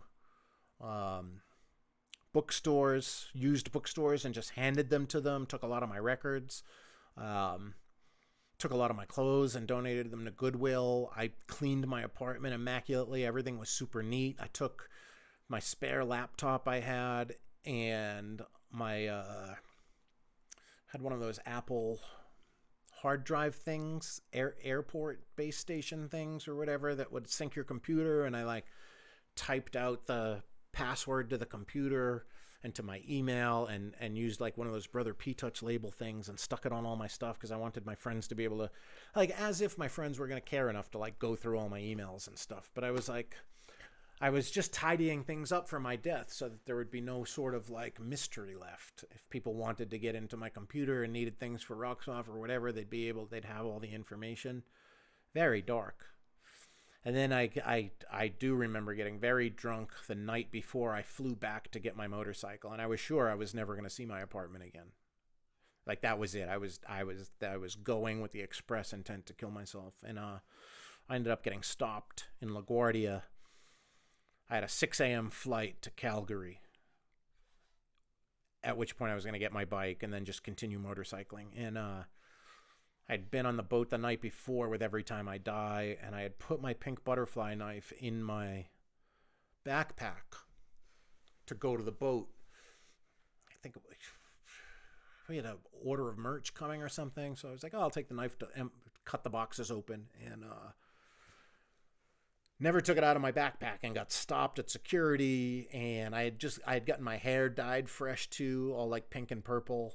So there I was, fucking loaded at TSA checkpoint, and they wanted to check my bag, and I just kind of laughed, and I was like, I get this all the time. I always get searched. Is it all the jumbled up charging wires, cables in my bag? And the woman was like, no, that's not it. And I was like, oh, what is it then? And she pulled the knife out, and I was like, fuck. And then the cops came and put me in handcuffs, and I was there for like a half an hour, but thankfully I had just recently read that butterfly knives weren't illegal in New York, and they had recently been made not illegal. So I was like, hey man, you got nothing on me. I was like, so I fucking, I was being pretty flippant with the cops, which feels really good. But I was like, you ain't got nothing on me, man. Fucking let me go. Like, so I tried to bring a knife through. All right, you want to write me a ticket? I got a flight to catch, motherfucker. Saying this while I'm in handcuffs and everybody walking by. They didn't take me into a separate room, so it was pretty embarrassing, even though I knew I was in the right. I did end up making my flight. Then I got so drunk on the flight that I ended up having to spend a night at the airport hotel in Calgary before I even went to pick my bike up because I was so fucking tuned up. And, but then I picked my bike up and I rode through Banff for a bunch, spent 4 or 5 more days riding through Banff and not drinking again. And then I crossed back down into the United States up in, I guess it was northern Idaho or northern Washington. I guess it was northern Idaho because I ended up going down to Coeur d'Alene, Idaho, which I had always wanted to visit. And I was like trying to check a few things off my bucket list. Really what I was trying to do was come up with a reason to live. I wanted to end up in a place that was so beautiful, so stunning that it would make me not want to kill myself. But none of that mattered really. I was in some of the most beautiful places in the world and just sitting there crying. And a lot of nights I would go back to my hotel, whatever it was, and just cry and like try to turn the TV on and cry. And I made it to Coeur d'Alene, and I woke up one morning. I actually had a nice phone call with a friend, Mishka, that night, and didn't tell him what was going on. And sober hero, an ultramarathon hero of mine, good friend, good man. And I didn't know the next day was going to be the day, but I'd gotten a 6-pack of beer that night and drank 4 of them and chain smoked on the balcony of a Hampton Inn. And I woke up the next morning and I wasn't hungover, but I was like, all right, it's time. Like, here it is. You couldn't find a way to kill yourself out on the road, so you're going to go to Vegas. So I woke up that morning, went to McDonald's for breakfast, rode my motorcycle to the Spokane airport, just parked it in the parking garage right across from the terminal. Was sure I'd never see that bike again. Went inside, literally went to the counter, looked at the departures. When's the next flight to Vegas? Was it Allegiant Air, I believe? And I just went up to the counter and I was like, I need a ticket for Vegas. One way, please. And then I was gonna kill myself in Vegas. And I didn't mean to get into all this now, but it's, alcohol certainly helped get me to this point, because I think if I had stopped drinking and really committed to it a lot earlier, then I would have worked on other self-care practices. But I just kept drinking so much, and even if I wouldn't drink for a few days, I would still be miserably depressed and anxious just from the buildup of all the alcohol in me. And I think detoxing it out, and then if I would string a few more days of sobriety together, it just like didn't matter, because I was past the point of no return about caring about myself, and alcohol certainly helped lead me to that point. I wouldn't say it led me there, because I kept choosing to drink, but it just kept kicking doors of despondency open. And I ended up in Vegas, called this prostitute that I knew, that I had frequented over the past year. She was an escort, right? High-end call girl. And I had paid for her a few times. And then on a follow-up trip to Vegas, I was like, hey, I dig hanging out with you, and I'm here in Vegas, but I can't pay anymore, but I can pay for us to go out. You want to go see Celine Dion or something, So it was a different type of payment. But I think she fancied me too, because we kept hanging out and having sex and stuff. She came and picked me up at the airport, and we hung out that night. And then next night we went to see Janet Jackson, and we were supposed to go see Aerosmith the night after that. And this was like my big hoorah, my last hurrah. And she picked me up, and we went to the Cosmopolitan, and I went to check in, and I was like, I'm going to tell them it's our honeymoon so we can get an upgrade. And we got upgraded to a really nice suite with a balcony on the 46th floor. And that was my real mission, was to get a balcony, a high floor balcony to jump off of. Because I was like, that I can do, right? Like, I can't drive my motorcycle off a cliff, but that'll be easy. And then for the next 3 weeks, I kept myself locked in the hotel room in the Cosmo, and would every night would try to come up with the courage to kill myself. And I would go out on the balcony, and I would lean my body over the railing and lean my head way down. So many times I was just a fraction of an inch of leaning towards totally falling off, but I couldn't do it. I kept thinking about the people. I was going to land in the pool area, and I was like, well, then the pool's going to be closed tomorrow because of me, and I can't fuck up people's vacations. And then I was like, I'll drown myself in the bathtub, I'll hang myself. But I was like, then the maid will find me. And this went on for 3 weeks, and I finally made a call for help, and I called Backyard Bill and told him what I had been up to. And during this time, as soon as I got to Vegas, after the first 3 days, once I cut things off with Kiki, I don't even know if that's her real name, probably not. But I put my fucking phone and laptop, I turned them off, and I put them in the fucking safe. And I just spent my days crying and looking at the ceiling. Sometimes I'd turn on the TV. Most of the time I wouldn't. I'd go downstairs, try to order some food. Sometimes I would have a drink. Sometimes I wouldn't. And by that point, I had my depression had really made it impossible for me to drink. And I was like, I can't even fucking find escape from this hell by drinking to alleviate the pain. Because that's the reason I had been drinking for so long, was to alleviate whatever this inner pain was that I still didn't even really fully understand. Still don't to this day. I'm learning more and more with each therapy session and each day that goes by, and reflection and journaling and writing, and just learning more about how I ended up letting myself get to that place, and making sure I never do it again. Most people's rock bottom is that they were just couldn't stop drinking, and it kept fucking them up, and they were drunker and drunker every day. But my rock bottom was really not even being able to drink anymore. And on that very last day that I was in Vegas, and where I reached out and made a call for help, cry for help, I had woken up, and it was a Sunday morning, and I was like, I'm going to go watch football down at the bar. And I went to the bar, and I just was like, yeah, I'll have a drink and another drink. And it was whatever, Vegas football starts at 10 a.m., right? 10 a.m. West Coast time. So I started drinking at 10 a.m.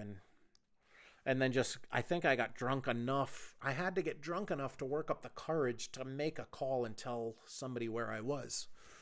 And I did that, and then kind of forgot that I did it, and staggered upstairs and fucking passed out.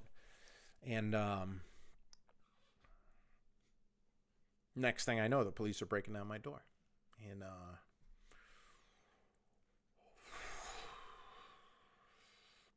Peter Shapiro got on a plane that night, landed the next morning in Vegas. Police broke down my door, dragged me out of the hotel, put me in a taxi, told the taxi driver he had to take me to the airport. I don't know why they didn't put me in a psych lockup.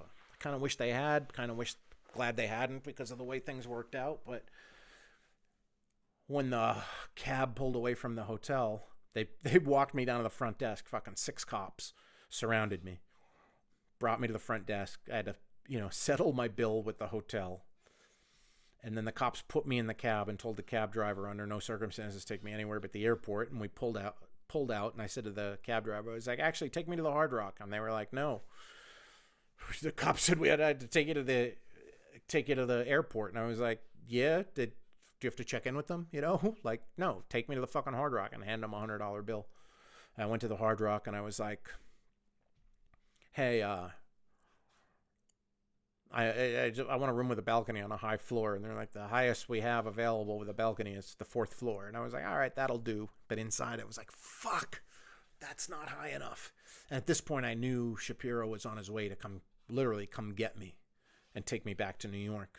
And so I got there to the 4th floor, went down to the floor of the casino and at that circular bar in the middle of the Hard Rock, and had a few more drinks and just went back upstairs and cried. And then he had flown overnight, landed the next morning, and we met downstairs at like 8 a.m. for breakfast, and we spent the whole day together. And he was like, just I kind of let it all come out to him, let him know about the things that had led me to drink, told him about childhood sexual abuse experiences, told him I'd been, planning on killing myself for a long time, and he just sat and listened and was a good friend, and that's what I needed then.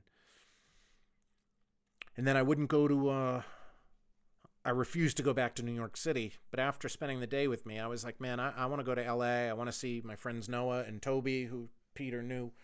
And I was like, he spoke with them. And I was like, let me go to LA for a few days, get some sunshine, because the weather was bad in New York at that point. I guess it was like October 21st, I think. And 20th, I guess it would have been. And he was like, okay, but I'm taking you to the airport. You're getting on that fucking plane to LA. And Noah's going to be at the other end of that plane. And Noah was. And he took me back to his house. We went to In-N-Out. And he took me to his house and let me sleep in his bed. Him and his wife took the couch. And I woke up the next morning. I slept for like, 12, 14 hours. So I woke up the next afternoon. And he had found help through Music Cares. And he got me on the phone with a crisis counselor that they had hooked him up with. And next thing I know, she was asking me all these questions about grief and had I lost anyone close to me. I was like, let me fucking run down the list. And I did. And she was like, would you be willing to go somewhere for help? And I was like, I'll do fucking anything. And she was like, you willing to go to an inpatient facility? And I was like, yeah. And they found me this place called the Guest House in Ocala, Florida. So that night, I got transferred from Noah's care to Toby and Moon's care. And we all went out to see a movie that night, me and Toby and Moon and Max, and I cried a lot when I saw them. And we just hugged each other a lot, and we went to see the movie Hustlers at the Grove. And I slept on their couch that night, and they got me to the airport in the morning. And I headed to Florida to check into a treatment facility. And I still don't call it rehab because Guest House is not a traditional rehab center. It's a space that specializes in trauma, and because of that, unresolved trauma, and because of that, it sees a lot of addicts, and it especially sees, because those things typically go hand in hand, and it sees a lot of people, a lot of the patients there, maybe half of them, maybe 40%, weren't there for substance abuse issues at all. Were there for other things, a lot of suicidal stuff. But it wasn't, they're not treating you for being suicidal. They're treating you for what was it that made you suicidal? What was it that made you an alcoholic? So most of the patients there that had substance abuse issues had already been through a rehab for 30 or 60 or 90 days. And then we're told, hey, you're sober now and you're not using, but like you have a lot of shit that needs fucking fixing. So we suggest you go to this place called the Guest House. So I went there, and that sort of emboldened me into the whole idea, well, I'm not an alcoholic, I'm just depressed. And on my second day there was this woman, the first couple days they keep you at the medical building where you go in and you do your intake and they measure all your vitals and do blood work and all that. And if you've been using, especially if you've been on like opiates or benzos, they want you to, they want you overseen by a medical team in there until your body's cleaned out and that you're not going through withdrawal anymore. And then they send you to the big house, they call it.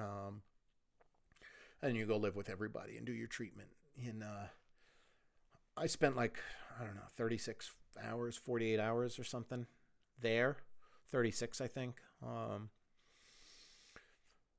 And they did a bunch of blood work and saw a psychiatrist and my therapists came in and talked to me and met me and kind of explained, hey, this is where you are. This is what's going to happen. this is what life is going to be like for the next 30 days, which turned into 60.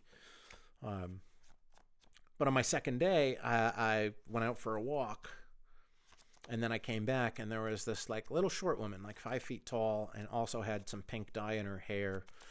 And she was like, "Oh, are you Jake?" And I was like, "Yeah." And we started talking, and she's like, "Oh, how'd you end up here?" And she's like, "My name's Judy," and I didn't know who she was. I didn't know at that time that she was the founder of this place and a very well-respected person in trauma recovery, super well-respected. But I remember telling her, she was like, "Do you have substance abuse issues?" I was like, "No, I'm not an alcoholic. I just drank a lot, you know." And she was like, "Okay, huh?" I just kind of nodded. And then a few days later, I ran into her and like realized who she was, and I went and said something to her. And she was like, "You still think you're not an alcoholic?" And I was like, "I'm a lot closer to admitting it than I was the other day, you know." And we both smiled and laughed. And in treatment, it was just super intensive morning, day, and night group therapy, one-on-one therapy, exercises, doing writing exercises. Like, it was a super intensive program. And I ended up staying for 60 days instead of the 30, which you can hear about more. I don't want to get too much into that whole process because I talked about that on other podcasts, and maybe I'll do another one that's all about my time just there. But this has gone on for long enough. But there was a Jamaican counselor named Clark who was cool as fuck and didn't take no shit from anybody. And he, a few times, was like, "Jake, you're an alcoholic." And I remember one of the times I was on Thanksgiving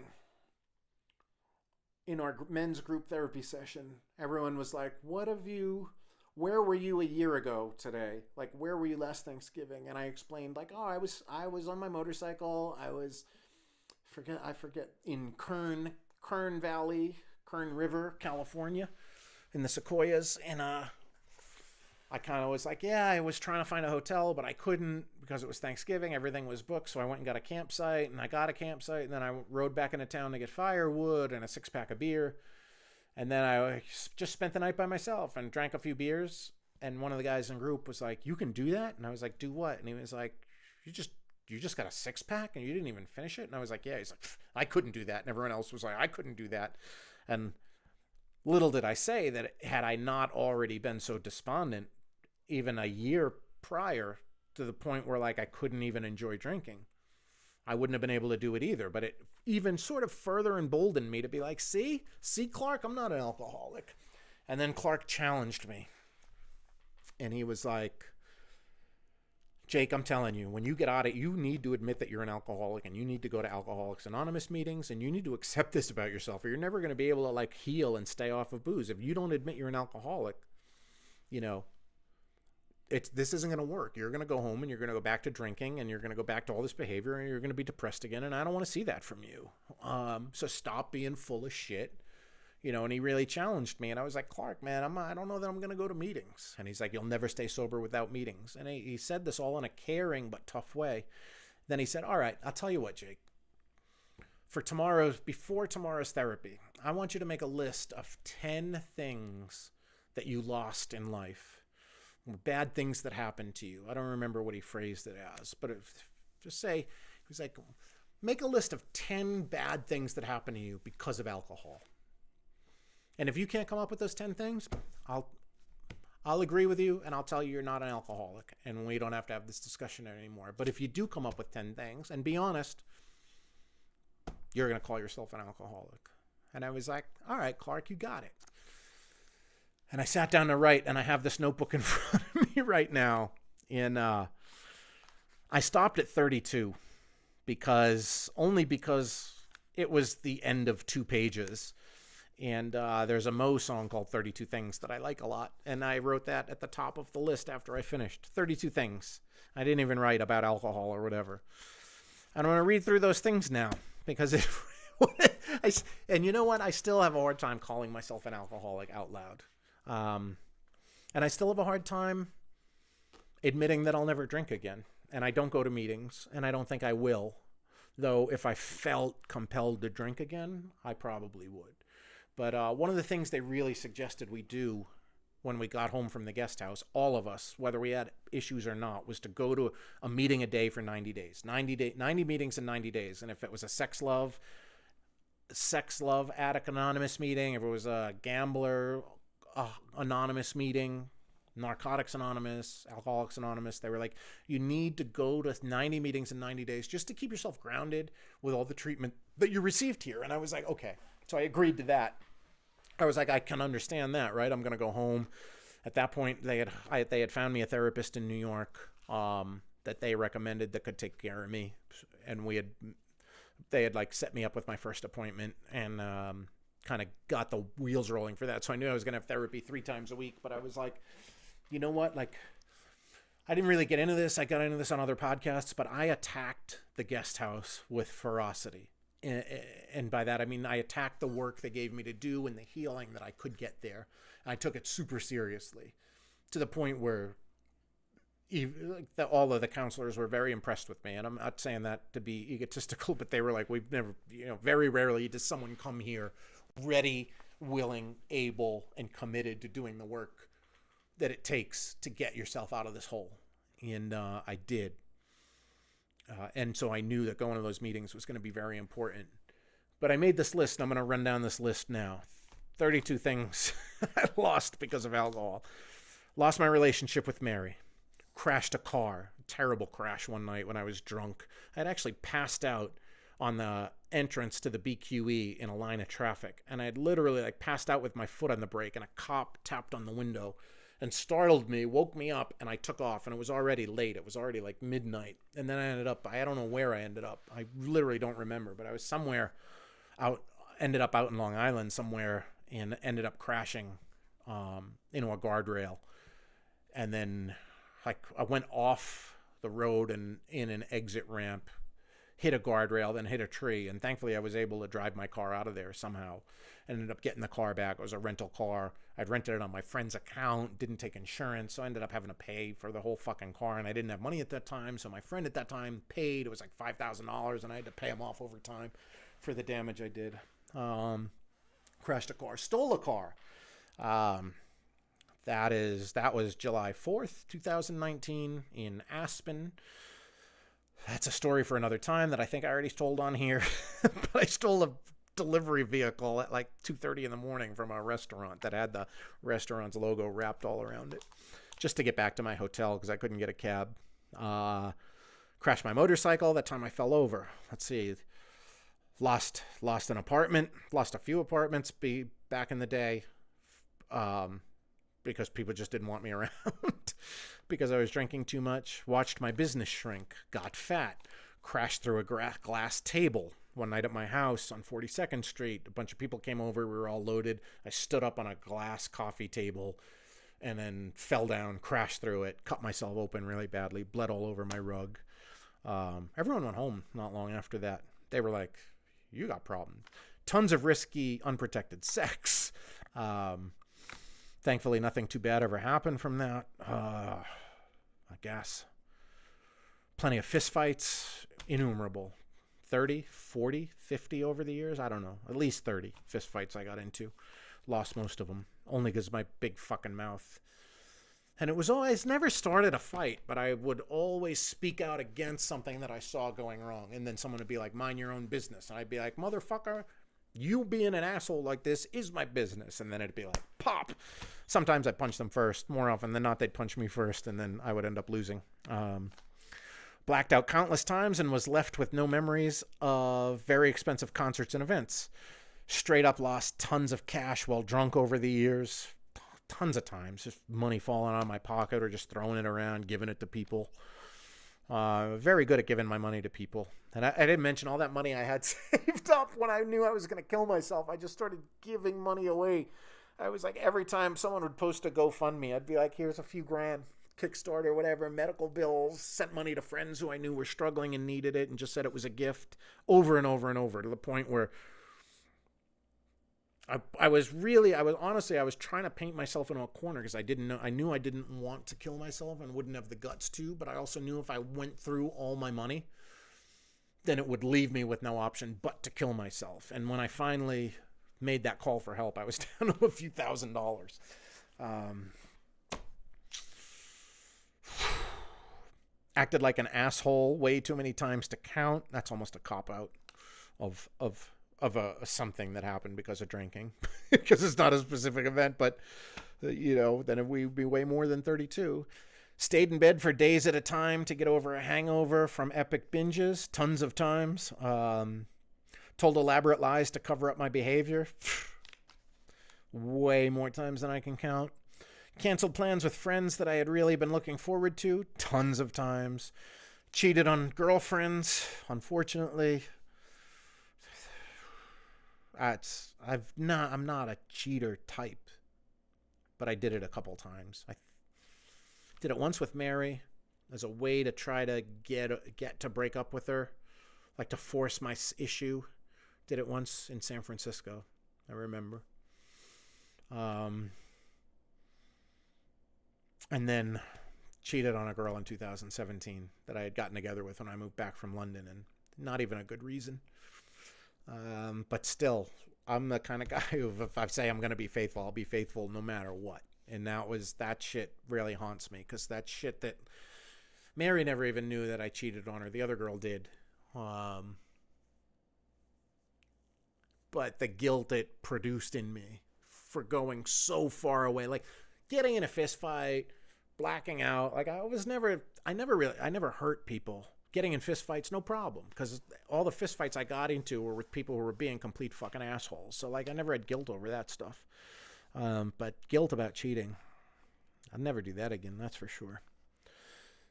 Not if I stay sober anyway. Ruined romantic relationships, stole money, goods, and belongings from stores and homes. Yep. Got handcuffed at LaGuardia Airport for trying to bring a butterfly knife through a TSA security checkpoint. Bailed on weddings, birthday parties, and other important events for my friends. Smoked a metric fuck ton of cigarettes, which I would never have done without alcohol. Been kicked out of my favorite restaurant 3 times, and also been kicked out of countless bars and shows. I mean, yeah. You just start acting fucking crazy and outrageous and jumping up on a bar and taking your shirt off and dancing. Like, that'll get you kicked out, right? Ended up with some pretty sketch tattoos. Bad art, but worse conditions. Meaning I got tattooed by people in very sketchy situations where I'm lucky I don't have hepatitis. Paid for sex. Never did that sober. Smoked crack and did heroin and other drugs. Never did that sober, but did it plenty of times when I was drunk. I'm like, why not? Whew. Crack was great, man. Yeah, that's the drug. I'll go back to crack, man. Like, if I end up with a terminal illness, like, then I'm gonna party like it's 1999, and I'm not interested in heroin. Maybe fentanyl if I've got a terminal illness, but crack, man, this shit was fun. Embarrassed myself and my friends with awful behavior. Slept on the streets multiple times. Lost tons of money to gambling. Covered plenty of bathrooms in vomit, and ended up in the nut house / rehab facility. And that was the end of page 2, and that's where I stopped. And, I could go on. And a lot of these things are kind of funny in retrospect as isolated incidents. But when you look at them all as aggregate, it's like, well, yeah, man, alcohol tried to ruin your life, man. And still, I have a hard time just saying I'm a fucking alcoholic. And I think that has a lot to do with the idea of not being able to control things. It certainly does. And I found that, but going to a lot of NA meetings, Narcotics Anonymous, and AA meetings when I was in treatment. And I had been to a bunch of AA meetings before, by the way. When I stopped for 3 years, friends took me to AA meetings, suggested I go, and I went with them here and there. And then other times after that, in the early 2010s, when I was drinking a lot, a few different people encouraged me, like, hey, man, just come to a meeting. So I would, and I'd stay sober for a few weeks.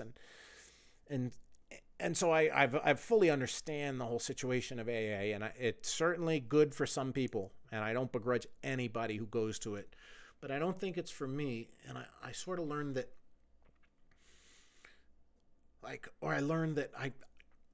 when I was in Florida, I noticed a note when I was going through my book to look for this list. I was was going through one of my journals, and I remember I noticed a note that said, guys at AA meetings in Florida all sound like Boom Hour from King of the Hill, because they'd be like, nah, man, I got drunk. I got so drunk, I would be drunk for fucking 15 years, man. I was drunk.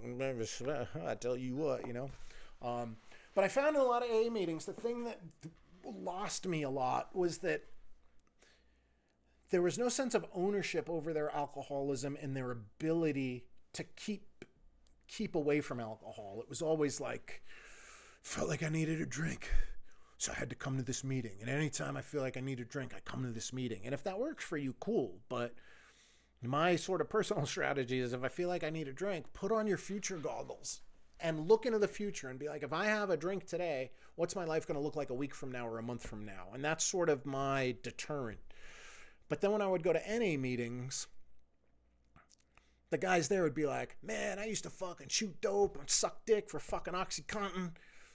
Then one day I fucking said, fuck it. I'm done with that shit, and I'm not going to let that shit control me no more. And they had a real sense of ownership over their sobriety, cleanness, whatever you want to call it.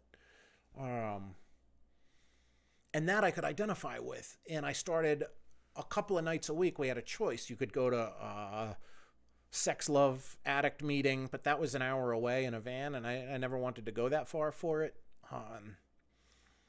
Or we could go to AA or NA. So I always, whenever I had a choice, I chose the NA, because I found those meetings gripping, and I found AA meetings just boring. It was like, man, stop being such a pussy, is what I used to think in my head to most of the people at these AA meetings. And then when I got home, I was really proud of myself, by the way, because I got AA chips. I literally don't know what happened to those. I assume they're in storage, but I never gave them much credence. I didn't care about having them. But I did, like, when I got my 30-day chip, I brought my little Bluetooth speaker that I had in my treatment center, because it was off campus, so to speak, or off property, they called it. And I had an iPod. You couldn't have a phone, but I had an iPod, an old classic iPod. You couldn't have anything that had Wi-Fi capability. So I had an old iPod, and I couldn't even have my Kindle. But I had an old iPod, and I queued up Staying Alive. And at the end of every meeting, they're like, is anybody here celebrating 1 week, 1 day, 2 weeks, 30 days? And I wanted to get my 30-day chip. And I was excited to go to the meeting that night. And they were like, anybody here for their 30-day? Anybody celebrating 30 days? And I was like, me. And they're like, come on up and get your chip. And I fucking hit play on Staying Alive. And I went, so I fucking had walkout music to get my 30-day chip. And then for my 60-day chip, I did Hell's Bells. And the whole place fucking loved it. It was fun, because those meetings are not fun. Nothing fun ever happens at them. Every now and then someone will laugh, but it's always morbid laughter, because you're laughing about some guy telling some fucking horrifying story about like how fucking rock his bottom was. But I was happy to bring people a little levity in those two situations. But at the NA meetings, I also stood up and accepted my 30-day and 60-day. They don't do chips there. They do keychains. And it was a green keychain and a red keychain. I forget which was 30 and which was 60. But I fucking lost those keychains. Like, when I left New York, the chips were just like, I don't know, in a cup of pen somewhere or something. And they probably made it into a storage container. But the keychains I kept, because I don't know, I connected with my sobriety through those NA meetings. And I ended up losing the bag. It fell off my motorcycle, the bag that those keychains were attached to, and I've been really bummed out. And last year, when I got to when I kind of settled down in McCall, I tried to go to an NA meeting, and I had to drive 30 miles to get there, and it wasn't happening because of a snowstorm. I drove through snow for 30 miles to get to this meeting to find out it wasn't happening, and then I never tried to go to another one. But I was only going partly to just see what it was all about, but really I wanted to get my keychain again. And I did find out that you can buy them. You can like buy them online, but I don't really want to do that. But I want that black keychain that signifies a year or more. So the next time I'm down in Boise, I guess, I'll go to an NA meeting specifically to get that keychain. But then when I did get home, I did start going to a meeting every day, and it lasted for like 3 weeks. And eventually I was at some meeting where a guy showed up drunk and was causing a disturbance, and I tried all sorts of different meetings. In 3 weeks, I probably went to 28 meetings or something, because sometimes I was going twice a day because I was just didn't know what to do with myself, honestly. So it was like, it was connecting me with the treatment I had received. But eventually I started figuring out, like, go out for walks, go running, have lunch with a different friend every day, reconnect with your friends, like read books, do things that make you feel good, you know? I was doing a lot of journaling. So after a while, I just kind of was like, I don't really need these meetings anymore to stay connected. And so I probably went, into late January or something. Might have been more than 3 weeks. But I certainly didn't make it anywhere close to the 90 days. And eventually I just walked out of that one meeting and I was like, I don't think I'm going to go back to any of these meetings. And I didn't, and haven't been back to one since. And not a bud, I was a stranger, but it was, I guess, a bud now. Danger Dan. I'm not going to say his last name, but Dan, I'm proud of you. He reached out to me a few weeks ago, not long before Christmas, maybe a week before Christmas, and it was a fucking nurse. An ER nurse, I believe he told me. Maybe it was an ICU nurse. But he was like, hey, man, I heard your podcast. You're a big inspiration. I'm going to stop drinking on my 40th birthday, which is coming up. And I challenged him, too. I was like, why wait till your 40th birthday? Why not just do it today? And he was like, well, I hear where you're coming from, but it's already too late today. And I was like, all right, man, do your thing. And he was very interested in not going to meetings, but had never been to one. And like I've told everybody else who's asked me about sobriety, go to meetings. Go to a bunch of meetings. And find out if they're for you or not. And if you're almost positive, if you're fucking positive they're not for you, but you're trying to get sober, go to them, man.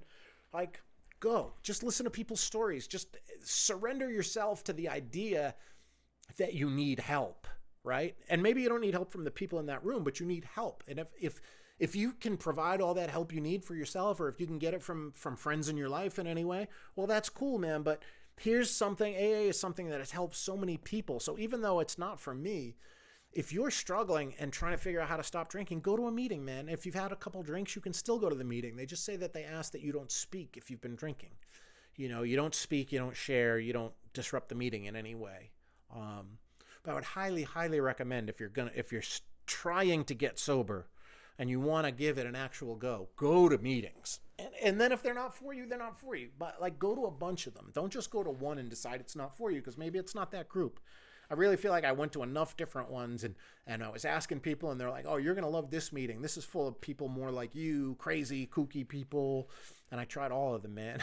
I tried pretty much every meeting in downtown Manhattan and even a bunch in Midtown. I tried. And after a while, I was just like, man, I'm more depressed leaving this meeting than I was going into it. And after that happened enough times, I felt fine to be like, all right, I can't go to any more of these. So I would highly recommend you go to a meeting. And I would also highly recommend, if you're trying to get sober, there's a lot of books people can recommend you. And if you're trying to get sober, reading is going to be extremely difficult, getting through a page or two, because your concentration and focus is going to wane like a motherfucker in the early days of sobriety. And it's like sometimes you're just totally blah, and sometimes it's like the thoughts in your head are so fucking strong and flying. It's like a goddamn fucking parade and a fireworks display is going on at the same time. But that shit's going to calm down. And it's, the first day is the hardest. The second day is very hard. Third day's hugely hard. And it's going to be hard for a while, but then one day you're going to wake up and be like, doesn't feel so hard. And eventually you're going to get to the point, I hope, where it's just second nature. And I've managed to work in a bar this summer, and a lot of friends have asked me, how do you work in a bar as a bartender? And I'm like, well, it's actually easy, because I watch these people get drunk, and I'm like, I don't ever want to act like this ever again. And I was also afraid that I'd be no fun. And I would venture to say that I'm more fun now. I'm sharper witted. I'm quicker witted. I'm more clear headed. So working as a bartender, I have a lot of fun because I'm just bullshitting with the customers all the time and being sarcastic, and it's hilarious. And a lot of times what I say goes over their head, but it makes me happy and it makes me smile. And I'm like, if I was drinking, I wouldn't be that fun. And I've gotten myself in all sorts of fucking crazy and strange predicaments that I thought if I was sober, I never would. But I haven't woke up needing to apologize to anybody for the most part. I'm no saint, and I've probably said hurtful things to some of my friends and stuff, unwittingly, but not to the point of like, hey man, I'm so sorry that happened last night. But just waking up without a hangover every morning is fucking wonderful. And my meditation practice is fucking great. And I credit that probably more than therapy with really keeping me grounded. And, I got deep into meditation at first. Then I kind of fell off of it a little. And then I was like, yeah, I'll meditate once a day, twice a day. Cool. And then I started falling out of it again when I settled in McCall last year. And I wasn't doing it every day. And then I just kind of started noticing that, like, the days I don't meditate, that if I haven't meditated, at some point in the afternoon or evening, I'm going to be like, today's a fucking shitty day, and I'm mad at things, and I'm angry, and I'm holding in emotions, and I'm holding in bad emotions and not accepting good emotions. And whenever those days have happened to me, I've been like, I didn't meditate this morning.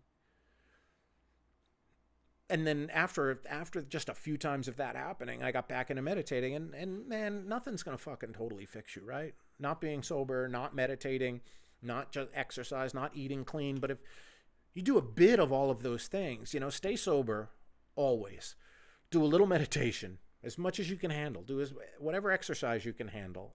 Eat as good as you can, right? Like, try to stay away from sugar, which is like a whole other drug that fucking cheap dopamine, man. That's the devil, right? And sugar is some of the cheapest dopamine. So social media, which the more I stay off of social media, the better I feel, right? That's another thing, man. Stop fucking looking at your phone as much as you can, right?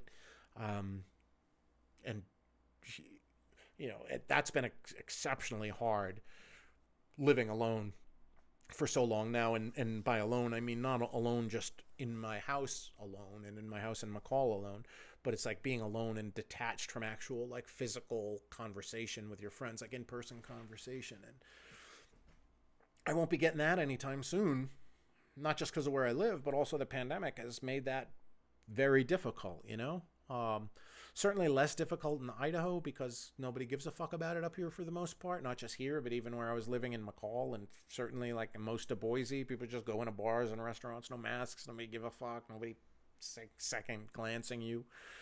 But I knew, I was like, I don't want to fucking get COVID again, In case you're new to this podcast, I had COVID really bad March of 2020, March 13th.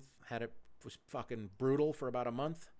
Really brutal for 2 weeks, pretty rough for another 2 weeks. And then since then, I've had pneumonia and 2 more chest infections. And guessing that that's probably long COVID that they talk about. So I'm not risking getting it again. So I'm trying to be as safe as possible. Up here, that's easy. But like, I went to see Whitney Cummings in Boise a month ago on December 2nd, and you had to wear a mask to get into the building. And then as soon as I went into the theater and sat down, I looked around, no one was wearing masks. I was like, I'm keeping my mask on. I kept it on the entire show and then took it off just to get a selfie with Whitney. But this was pre-Omicron. So anyway, I'm saying, like, you don't have to do all of those things every day, but the more you do of them in your sobriety, especially the eating healthy and exercising, it's going to, your body's going to revolt when you stop drinking or taking drugs, and you are going to go through some sort of withdrawal. And for everybody, it's going to be different. And you're going to really crave sugar because your body's going to be craving that sugar that it's missing from the alcohol. But I'll tell you, the more sugar you eat and the more junk food you eat, the worse you're going to feel in aggregate. So if you could stay away from that as much as you can. And so the recommendation I want to make, because I said, there's a lot of books you can read, but there's a book on Audible. It's Audible only, so you can't even buy it as a book, and it's by Mishka Shabali, the guy I told you I had that conversation with, a sober hero, ultra-marathon runner of mine, and he's got a book called Cold Turkey, How to Stop Drinking by Stopping Drinking, or it might be How to Quit Drinking by Quitting Drinking. But the whole idea is, like, he is sober for, 10 years or something now, maybe more, and if you don't count mushrooms, which I don't either, even though I haven't taken them since Easter of last year, Just that was funny. I tried to microdose and I macrodosed by mistake. I didn't weigh it out. So I have a pretty heavy trip. And then I watched How to Lose a Guy in 10 Days, 10 Dates, whatever it is. And then I watched rewatched the entire season of Righteous Gemstones on Easter on mushrooms. I ended up having a good time, but I'm in no rush to do that again. But anyway, Mishka's book on tape on Audible. Highly, highly, highly recommend it. Whether or not, his whole point of view is that he didn't like AA. So if you're someone who's not going to go to AA, listen to this book and it'll help you. But if you go to AA, cool. Maybe you want to skip the section where he tells about why he doesn't like AA, because maybe you don't want to hear someone knocking something that's good for you because it's not good for them. But if anyone out there is trying to get sober, or even if you don't think you have a drinking problem, but you're kind of like, I drink too much, I'd recommend it. If someone has struggled with drinking, I'd recommend it, because Miska's just fucking, his whole story and his word choice and his inflection and the way he reads it, it's fucking incredible.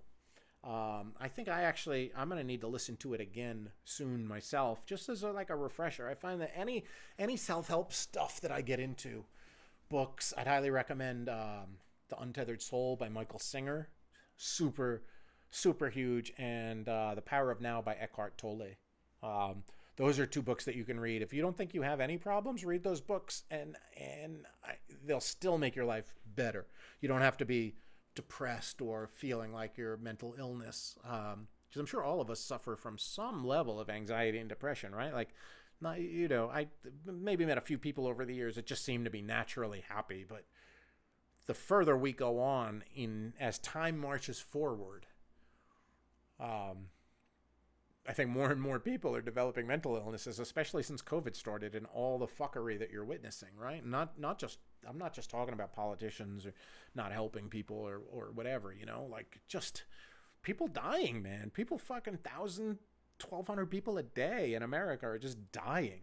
And it's like, that's not normal, and a lot of people, they're fucking comorbidities, they were going to die anyway. There was a study put out yesterday by one of the big life insurance companies saying that the last 2 years, they've seen 40% more deaths in working-aged people between 18 and 64. 40% more the last 2 years. That's what you're going to look at, right? When you think about is COVID bad? Maybe you won't get a bad case of it and it'll be fine. It's like, motherfucker, tons of people are dying. This is fucked up. This is a really hard time to be alive.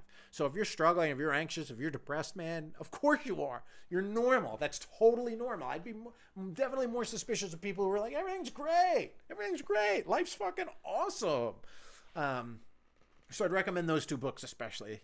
The Untethered Soul by Michael Singer. He's got a great podcast too, a 5-episode podcast called the Michael Singer Podcast. And then, of course, Eckhart Tolle, The Power of Now. Both of these books are like multi-million sellers, so I'm not giving away any secrets here.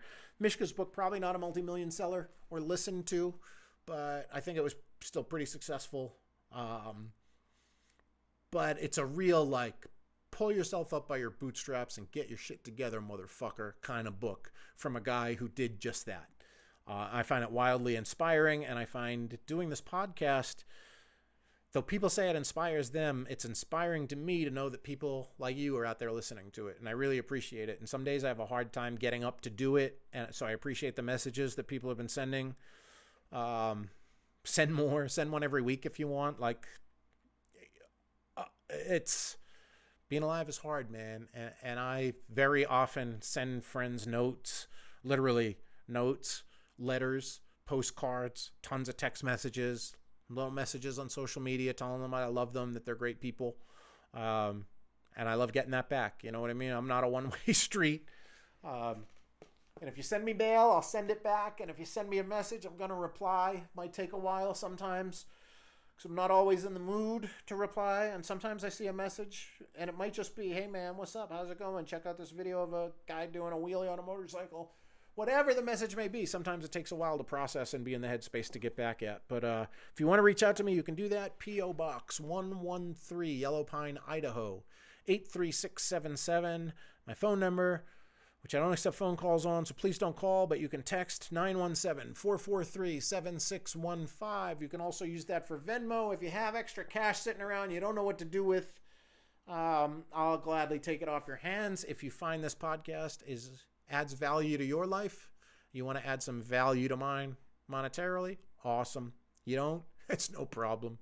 And I have a sponsor, Speakeasy Meats, amazing smoked meat company.